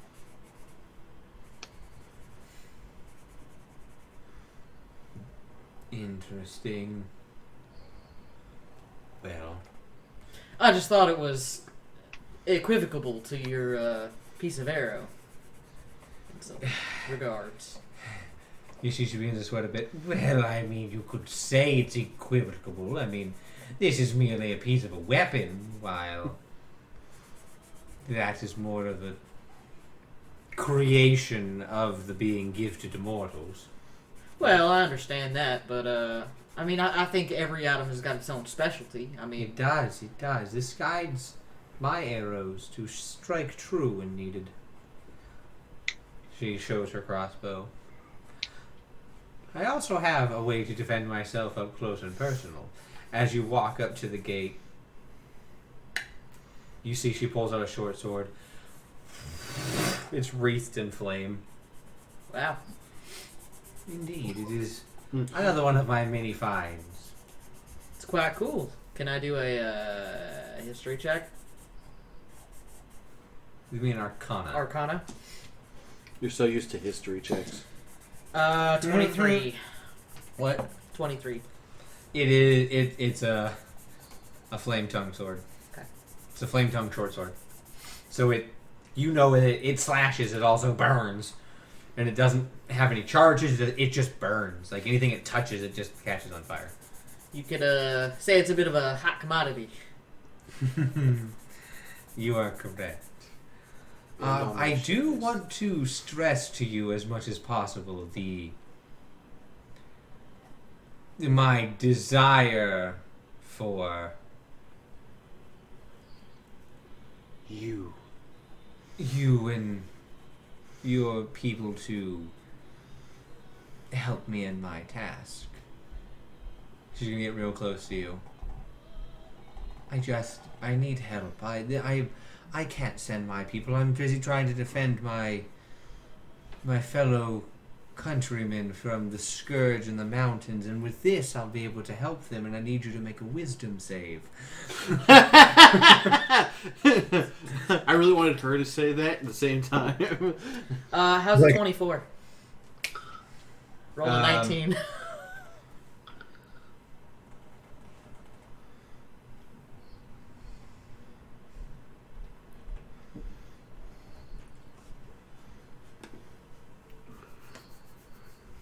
It only says when the spell ends, the creature knows it was charmed by you, so... Well, yeah, I guess that depends on how It you didn't- interpret fizzles it out. didn't- Or, hit. yeah. So it didn't activate, so it kind of fizzled. You can give me an Arcana check. And she's going to do a stealth check. That's only an 11. Oh, yeah, you don't know she tried to cast a spell on you. fair. She sees it doesn't land. Well, I hope to hear from you soon. We'll be in touch. Milady, your chariot awaits. Have a wonderful evening, ma'am. Oh, I will try. As she gets in and closes the door. And Chet will wait. Watch the caravan drive off. Yep. As soon as they're out of eyesight, immediate facial shift. What a bitch. So you head back. Morena is still in the water. Why did I picture like Soren underneath, just like like trying to put like comfort? Can. Cool. So while she's under the water screaming, Soren has traveled into the water. Is on the bottom. Is just looking up at Miranda, trying to talk to her. Of course, underwater. Eventually, just the shark just comes over and just. Being this close, you notice it's a little like a nerf shark, like not a huge shark. But it's a shark. It's an adult shark. His horn just burn. That's cool.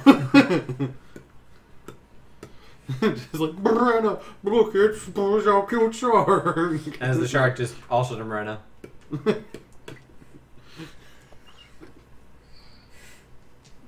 You're muted. I thought I unmuted myself. I'm so sorry. I'm just gonna be all confused. Like after the scream, just like see the shark. It's like, okay. And then I'm gonna note. Do I notice Soren at the bottom? Oh yeah, you can see him. Yeah, I'm not like deep, but The pond has a light fixture as Hendy's and Soren.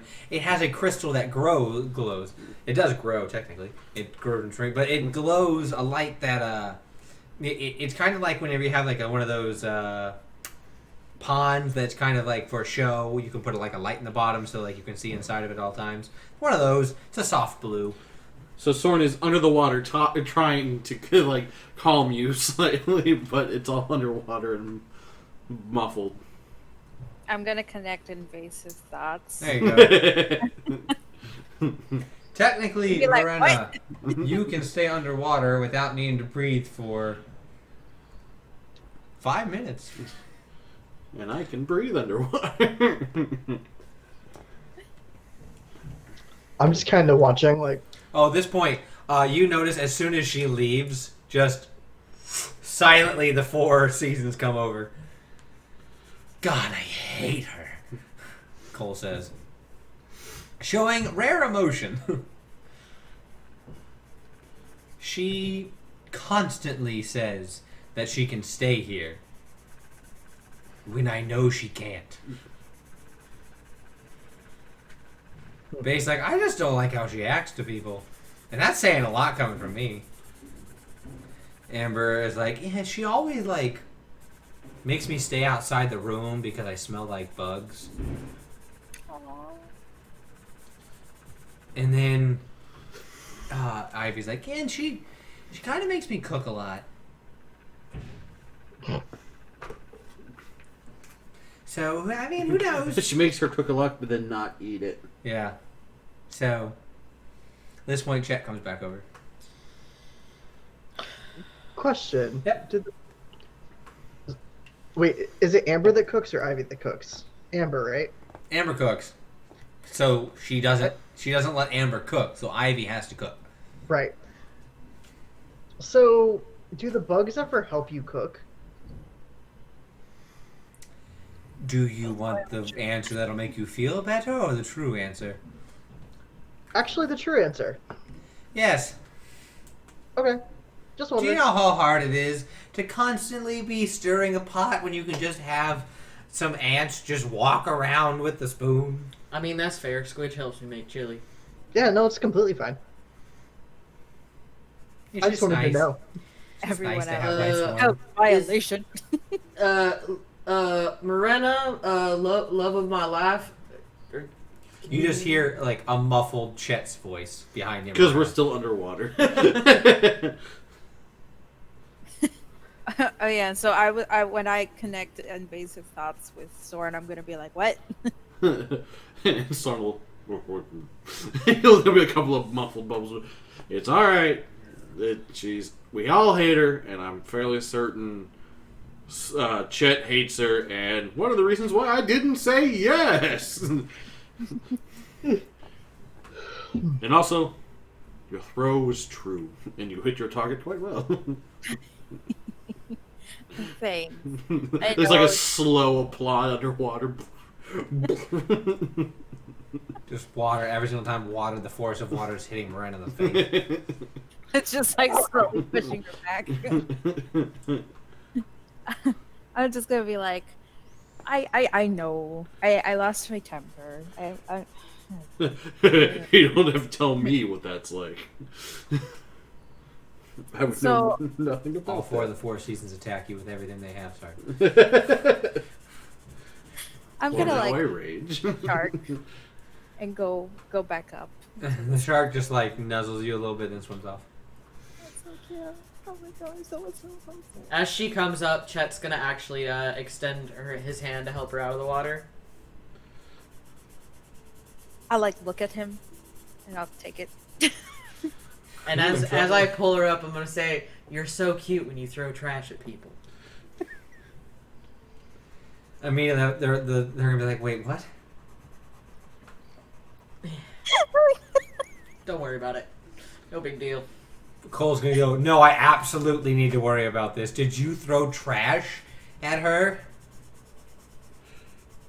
Yes. He's just like, awesome, high five! I'm going to hear about this.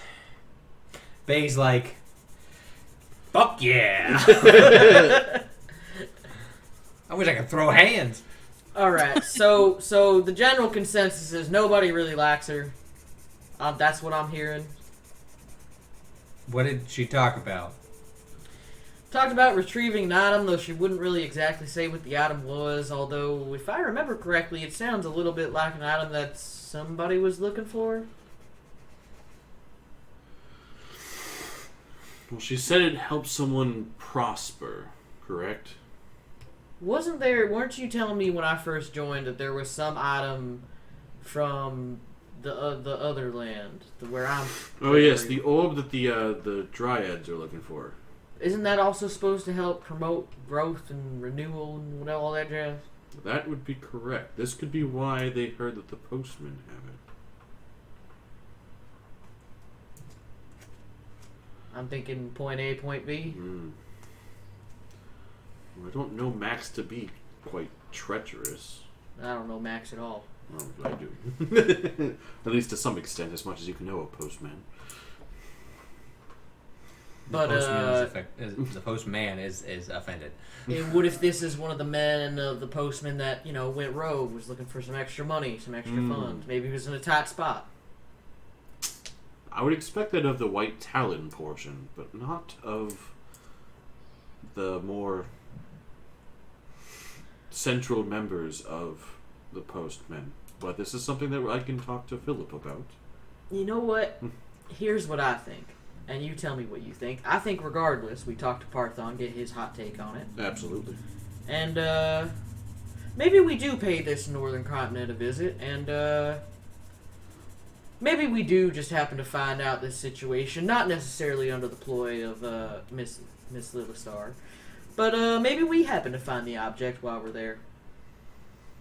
I mean, I'll be very upfront with you, Chet. If we find this, and this is the orb of which I spoke of, I'm giving that back to the Dryads. No, I'm not saying we agree. I'm just saying we just happen to find our way in that area and happen to come across it on our own terms. Babe, so what you're saying is you just got free information and now you're going to happenstantially go over there and happenstantially walk in upon what the thing you decided to do? I'm sure we have business up there, don't we? Does anybody have business up there? Somebody's got to have business up there. Well, I'm sure we can always find business for up there. Someone does have business up there, technically. Their family's from there. Sean's just like, maybe? See Hebney's awkwardly like, back and forth. Yeah. Well, I mean, that is where I know Cal is from, so, I mean... Great! Let's go see Cal's native homeland, then. I think it sounds like a beautiful place, and I am all for expanding my horizons. I mean, and as emissaries of the king, we should get to know the satellite continent. Exactly. It would That was only be also smart as information. emissaries of the king to know what we are supposed to be doing. You see Cole sit back down at the table and like pull out like some alcohol. All right, if we're going to be able to do this, because I guarantee she's going to come back before you guys leave, we're going to need to come up with a very convincing story of why you're not going to be able to do it and why you'd be there. Well, it's simple. Parthon said no. We simply have too much on our plate. Think she'd believe that? We are heroes of the realm. The mountains will clearly be a top priority. I think that I can help make her believe that. I think I just need to get Parthon to understand that we have things that require a higher priority than this. I mean, don't discount Nana. That's fair. Hermes is just thinking like thought. That won't work. Perception Maybe- check? To see him like, Yeah. Hey, 17. oh, I was going with your path. You're going to be able to see it, but Oh, okay. Yeah, yeah, pass you it. definitely see Henry's like trying to like interject, but like not coming through with it. What you got? See, none of my ideas would work because, like, I mean, we can't exactly. Because my first idea was like, what if we convince her? Well, we wouldn't be able to convince her, but what if she somehow got the idea that we were dead and couldn't do it? But I don't think that would work because we're emissaries of the king, and she'd see us eventually. Uh-huh. Yeah. Uh-huh. And I just kind of start rambling. We'll save being dead for like plan C. Yeah. No, Plan actually, D for dead. D for dead. I like that. Easy to remember. Huh. So, Oh, yeah. that's your music. I was like, what the hell is that? I was like, where? Yes, that. It's like we can pretend we're dead. Oh, But like, bear with me. We convince Parthon that we tell him straight up we were asked to do this job. We convince him that we have much more important tasks that we need to handle. That this is something that the Stormbreakers, well, it's just a bit below our pay grade, don't you think? And we get him as an excuse because, hey, Parthon said, no, you need to focus on more important things. Or however he sounds. And this Question, way though. you hear, you think that's what he sounds like? Nana, However, what do you think, Nana? I do see a problem. We say no, she will just find someone else to do it. Yeah, that means we just gotta do it first. Right. But if we don't, that means we are now dealing with someone else who has been trying to do it, and then those are more or less witnesses to us stopping them. Well, you aren't wrong. Yeah, from what I understand, because I heard the entire thing, these old ears work better than you think they do. I figured you'd be listening. From what I can believe is that if you say no, hypothetically speaking, you would be then allowing someone else to get there. You say get there first, but if you're going to get there first, you're going to have to not go to the mountains. You're going to have to do this now anyways. So if you say, yes, you'll do it in due time, it's a double-edged sword, my little baby. It's you say yes, you have all the time in the world to go do it. You are busy, she understands that. You have control of the situation. If you say no, what's to stop her from sending someone else like, I don't know, Marshall to go and get it, who would do it now? Yeah. Yes, that is the point I am attempting. However, on the opposite side, I'm not exactly so sure I am okay with doing this for her. And if we do, in fact, say yes, then what's to, I mean, what is our game plan then? Well, we say yes. If it is the wolf with the dryad, we give it to the dryad and we tell her we didn't find it. Or, if we find it... In case you haven't noticed, I ain't very good at lying to her. Well, if it's given to the dryad, they don't have to worry about it. But if we find it and it's not what we're looking for, I would believe that Parthon has to have all magic items possibly of that power studied before given to someone else over reign of people of this kingdom. It was. Would you think that is a fair assessment? You can't just give a very powerful artifact It's to... a fair assessment, and I don't disagree with you about the Parthon study and an object part. We can make that work. But if it is the item that the Dryads are looking for, and you had already agreed to retrieve for them, if we come back empty-handed telling her, oh, we just didn't find it, it's going to be hard to get past her. What's she gonna do? Well, I don't know. Ask for it again. I also thought it was sort of weird. She had an item, Corellin's arrow, on her earring. Kind of reminded me of that glass shard you found. I did actually mention that to her just to see if that rung any bells with her, but she seemed, at least as far as I could tell, interested but unknowledgeable about the situation. Oh, she had a piece of a god, more or less? I don't know if it was exactly the same thing. She didn't act like it was the same thing, but I mean, in my opinion, it's pretty damn close. Well, I mean, like, you don't have, like, you know, Tier's finger. I meant more of our... Well, I mean, then again, to me, like a chili bag is pretty dang important. So what do I know about? Well, I mean, you have a gift from the gods, such as my hammer or your pouch, but then there's pieces like the glass or the piece of Odin's boat that I had. That's true. That's true. Granted, I gave mine back to Odin. It only seemed right. I don't know. It just reminded me of that situation with Phyrexis. But she didn't seem to know about it. Even if she did, I doubt she'd tell us. So what do we do? What's our best play?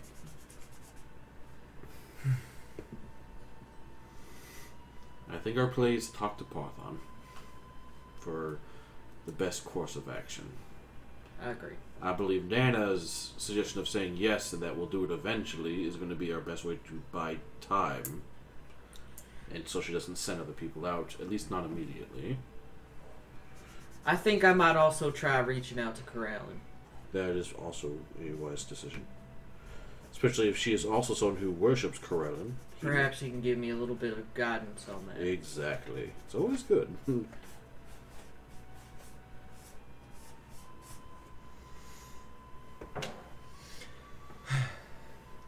you spend your night talking. You have time to decide. But what is your overall decision as you spend the next few days relaxing? Unless anyone else has anything else.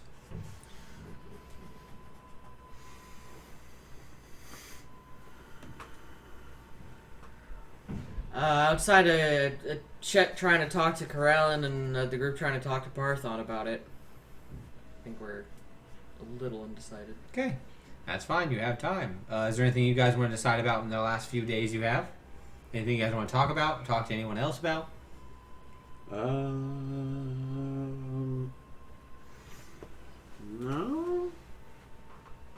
Not that I can think of. It's mostly just Soren, roll me training. a religion check. Get any pluses on that? Make sure. If I roll, no, I did not. I didn't think I did.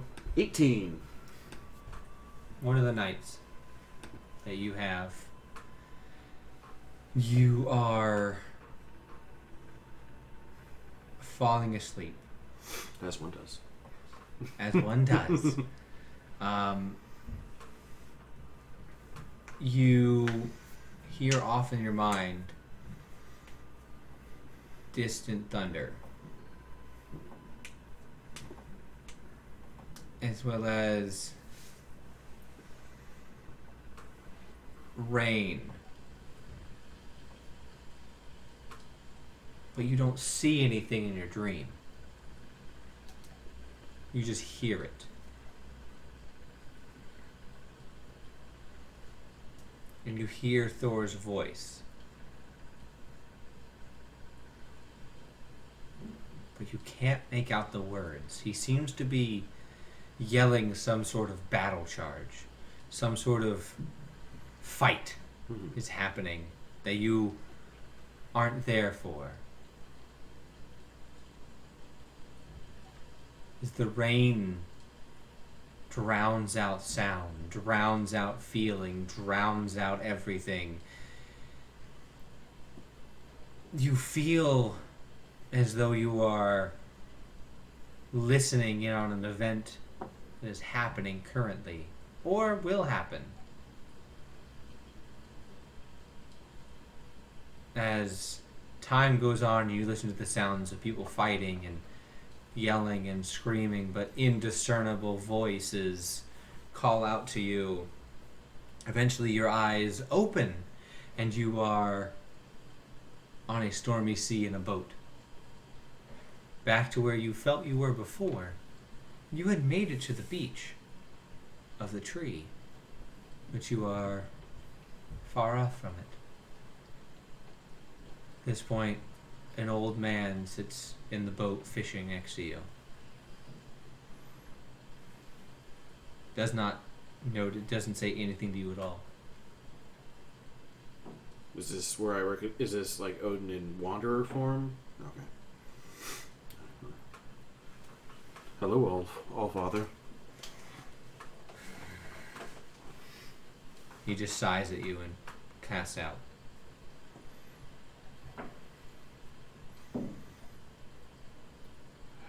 Have I disappointed you? No. As he continues to look out. I'm sensing a but here. I have seen many visions of the future. Many events to come. The great battle is stirring. I need you to be the champion.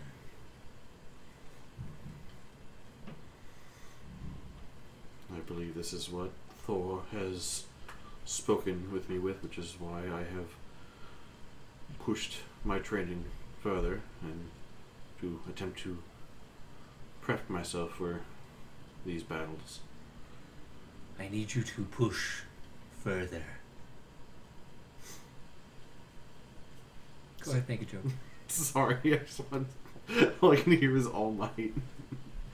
Go beyond! Go Further beyond! Yeah, no. Sorry, I was trying to hold it. I was like, nope, not now, not now. The All-Might All-Father. All Might Father. All Might Father. Just all fight. All Father. Or All like, fight! all fight.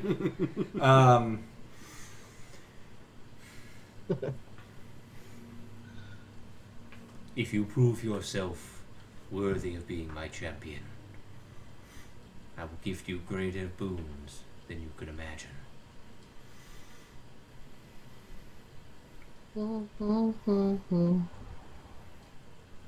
That is my wish to continue to hold myself for the needs of the All-Father and the gods. I'm still aware of Thor's ask of me to go to the other continent to remove the head of the serpent that plagues Yes. that land. He believes it will stay the flow of time. But, as he turns to you, you know Odin's supposed to have eyes. Hmm. He does not. Oh, good. They are empty. I have given my sight to revert the flow of time. One too many times. I am afraid if you are unable to quell the serpent, then Ragnarok will occur. In that moment, you are pulled out back to reality. Oh, there goes Rabbit. I was gonna say, is there spaghetti? Shut your mouth. But he You won't. wake For the up. record, I ignored all those jokes to save myself. You wake up covered in rain. That wasn't a dream. You were pulled there.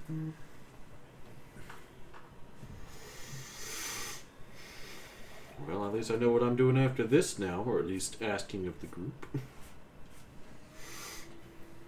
You all wake up in the morning. on the final day of your time there. Feel free to do what you want. You have in-game, you have about 3 hours until your ship arrives. Chet is going to go find either Amber or Ivy. Probably Ivy. Which one? Ivy. Okay. You see she is out tending to the garden out back. Good morning! Good morning. Totally not awkward and just random question. I feel like this is going to be an awkward and random question, but go ahead. Totally not. What is, in your opinion, the most beautiful part of this property? Well, since I take care of it all, I mean, everywhere's pretty lovely. But what's your favorite?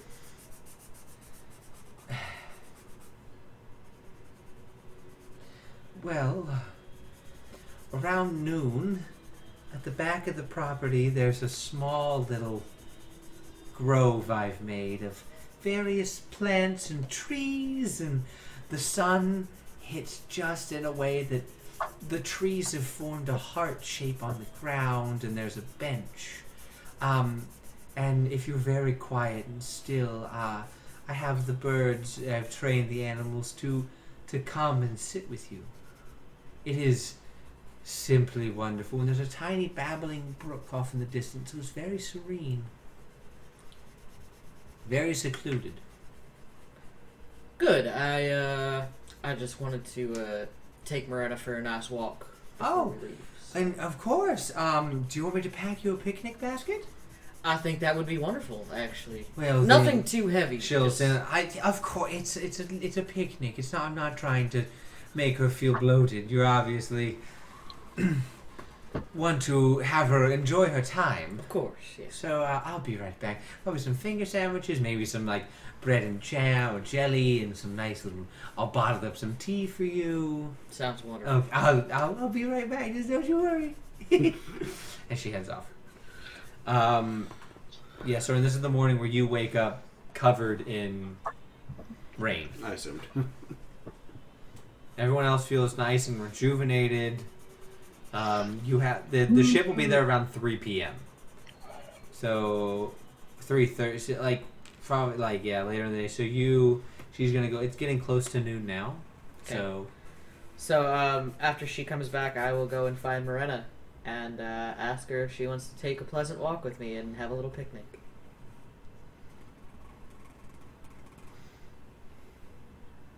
Frick. Ah.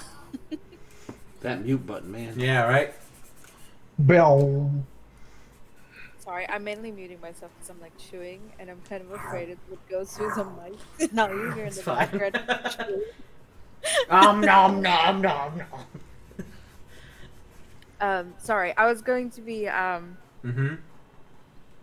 Oh, sorry. 1 second. Oh yeah, I am going to accept. Wonderful. Kind of like. I don't know if it's possible. To have a picnic? To have what? What'd you No, question? like I don't know. What's the closest thing to a ball gown I have? Oh, I heard We a- do have fancy clothes, because remember when we went to the fancy restaurant? You do have tailor-made up- fancy clothes. And Chet would actually be in a fancy outfit. I You were did not in your- hear ball gown. I heard ball gag. Oh. Get your I mind thought out the Miranda was gutter. gonna be like, I had different. Get your things. mind out the gutter. That's for after the picture. Yes. Thorn That's my takes job. Don't take 83 points of psychic damage, breaking his brain. Yay! Your intelligence goes to 1. Yay! So you Well, get dressed in your fancy gown if you'd like. Yeah, that's what I'm going to do. You get a call on the intercom, like to you. Jet. Your picnic basket's ready. Wonderful. We'll go pick it up on our way out then. Nana hears the picnic and is like, She freaked you know, as you're leaving, Nana's like, "Are you going on a picnic?" I think we lost Nancy. Nancy's gone. She's shocked. She's frozen in shock. She is gone. I don't have a way to get rid of her. So that's going to be a thing. Nana's going to This is the best part pull of this you to game. the side. Are you going on a picnic? Yes, Nan. It's you too. I said yes, Nana. We're going on a picnic. Peter just died, that's why. So we're going to have some vamping until then. Are you... Blah. I am Tepesh. Are you... Is there... Oh, no, there she went. Hold on, I must fix. There she goes. Hold on, I can fix this.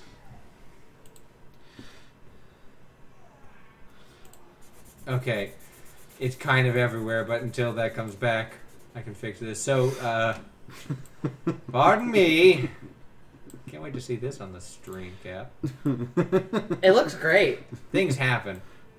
The second you finish it, it's going to be the second it goes back. I was gonna say, It just looks chaotic right now, and it's Yeah. bothering me that if I don't fix it, at least most of it. Even if it's haphazardly done. Alright, so. Woohoo! Didn't let go. You're gonna see Hamney's thing fly. So, I mean, do you want some of my, like... You want some, like... I'm just surprised you didn't come to me for cooking. we're doing something light. She's pulled you off to the side, like away from Marina. We're just doing something light. Just, you know.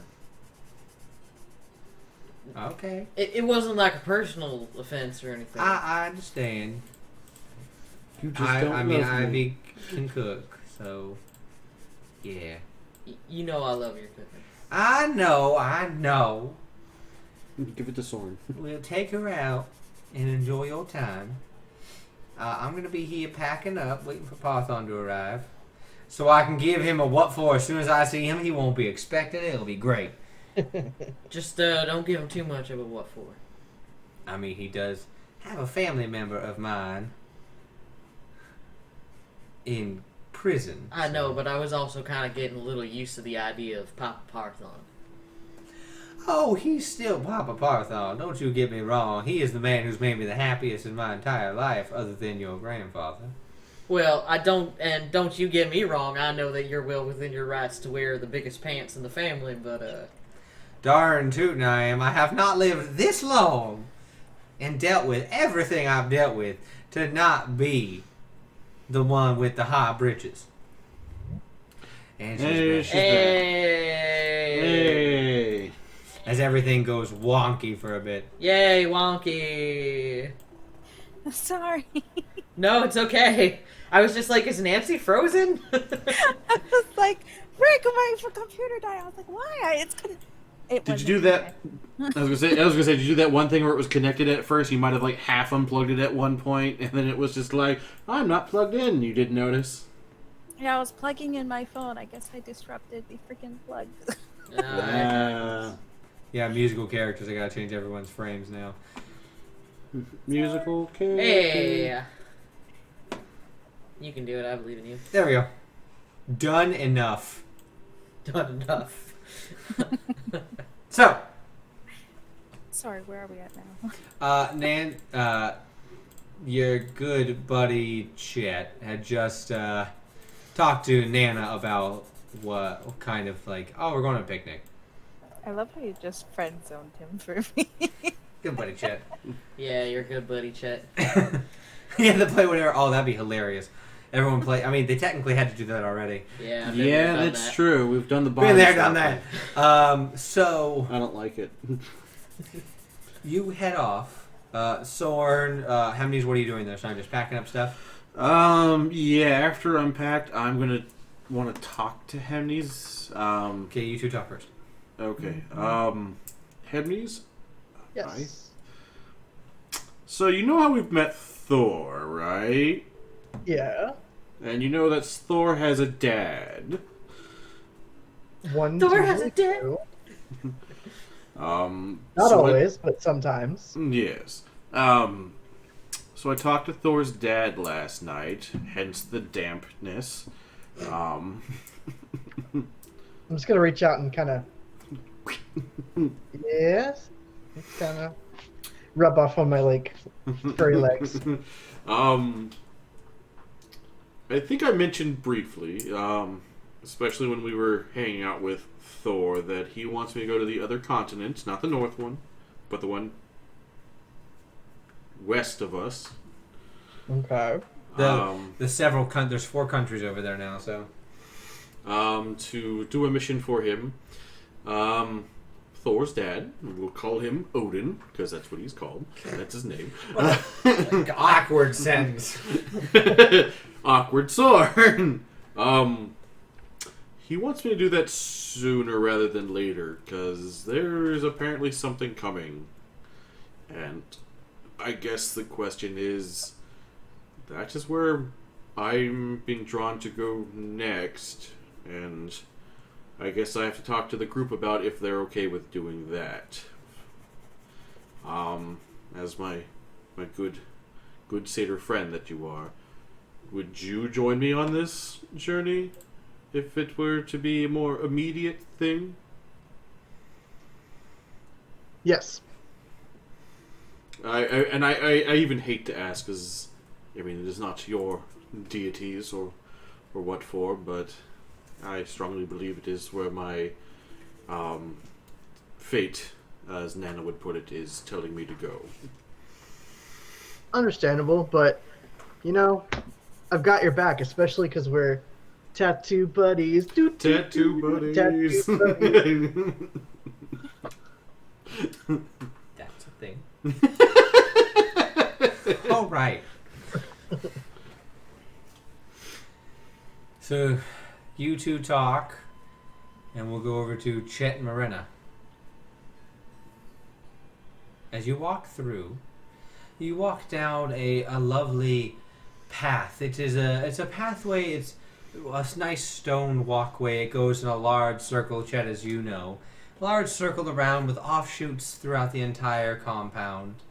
The smells of bright summer hit your nose as the sounds of birds and animals fill the air with their wondrous noises. You walk, no one's around. You notice not even any of the familiars are around. It's almost as if Ivy has given you space.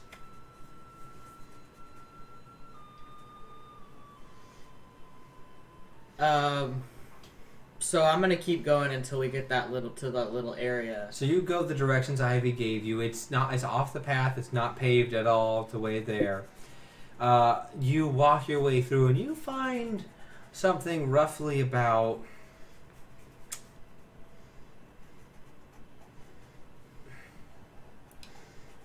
putting in yardage because we're dumb here. America, we don't use metric. Like about 20 yards by 30 yards, a large circle, large gathering. It can fit it's a large space. And there, Ivy neglected to mention, there is a small pond of water as the babbling brook streams in and then flows out of the same pond that swirls rhythmically as the babbling brook continues on. You see there are the birds and wildlife going to this pond and drinking and bathing and existing. There are tiny bushes around with ripe berries on them, as well as trees that have been planted and cultivated in a way to give that perfect, right around now, heart shape that shines on the pond-ish. Everything else is nice and shaded and covered. There is a lovely, lovely little covered seating area that is being to be handmade as if Druid crafted into this beautiful display of nature. I'm gonna say that I'm gonna set out the little picnic actually close to the pond.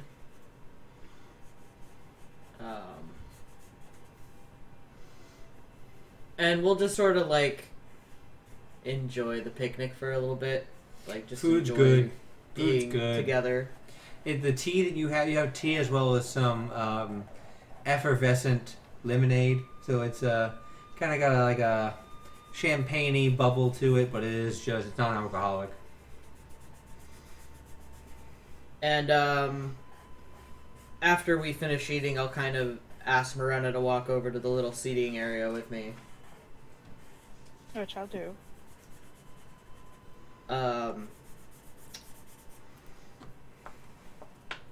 And after, like, you know, a quiet moment, Chet will just kind of, like,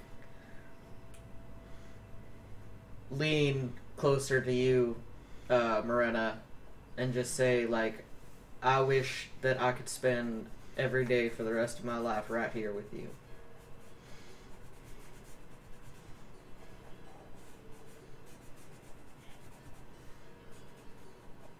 Can I take that as a fucking proposal? How do you react to when he says that? Like, obviously really happy and kind of confused because it's like, can I, is that a proposal? Or And then as you're sitting there In stunned. thinking about that, as you're seated on the sitting area, Chet will get down on one knee.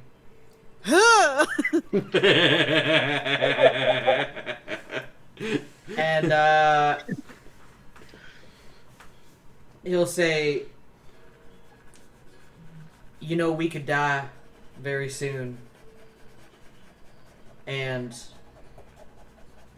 if there's one thing that I know, it's that I don't want to die alone, and I don't want you to die not knowing how much I love you.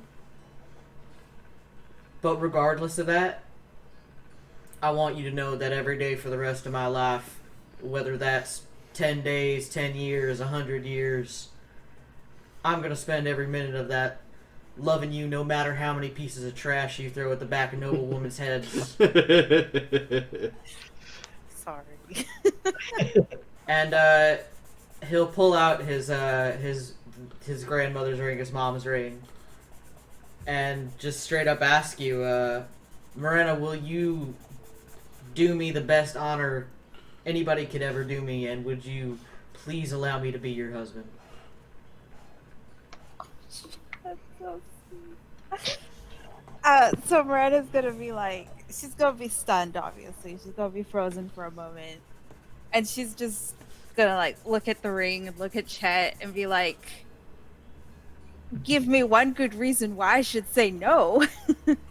And just, like, embrace him and, like, just throw her arms around him in, like, a complete embrace and just be like, yes. I was like, there wasn't a yes yet.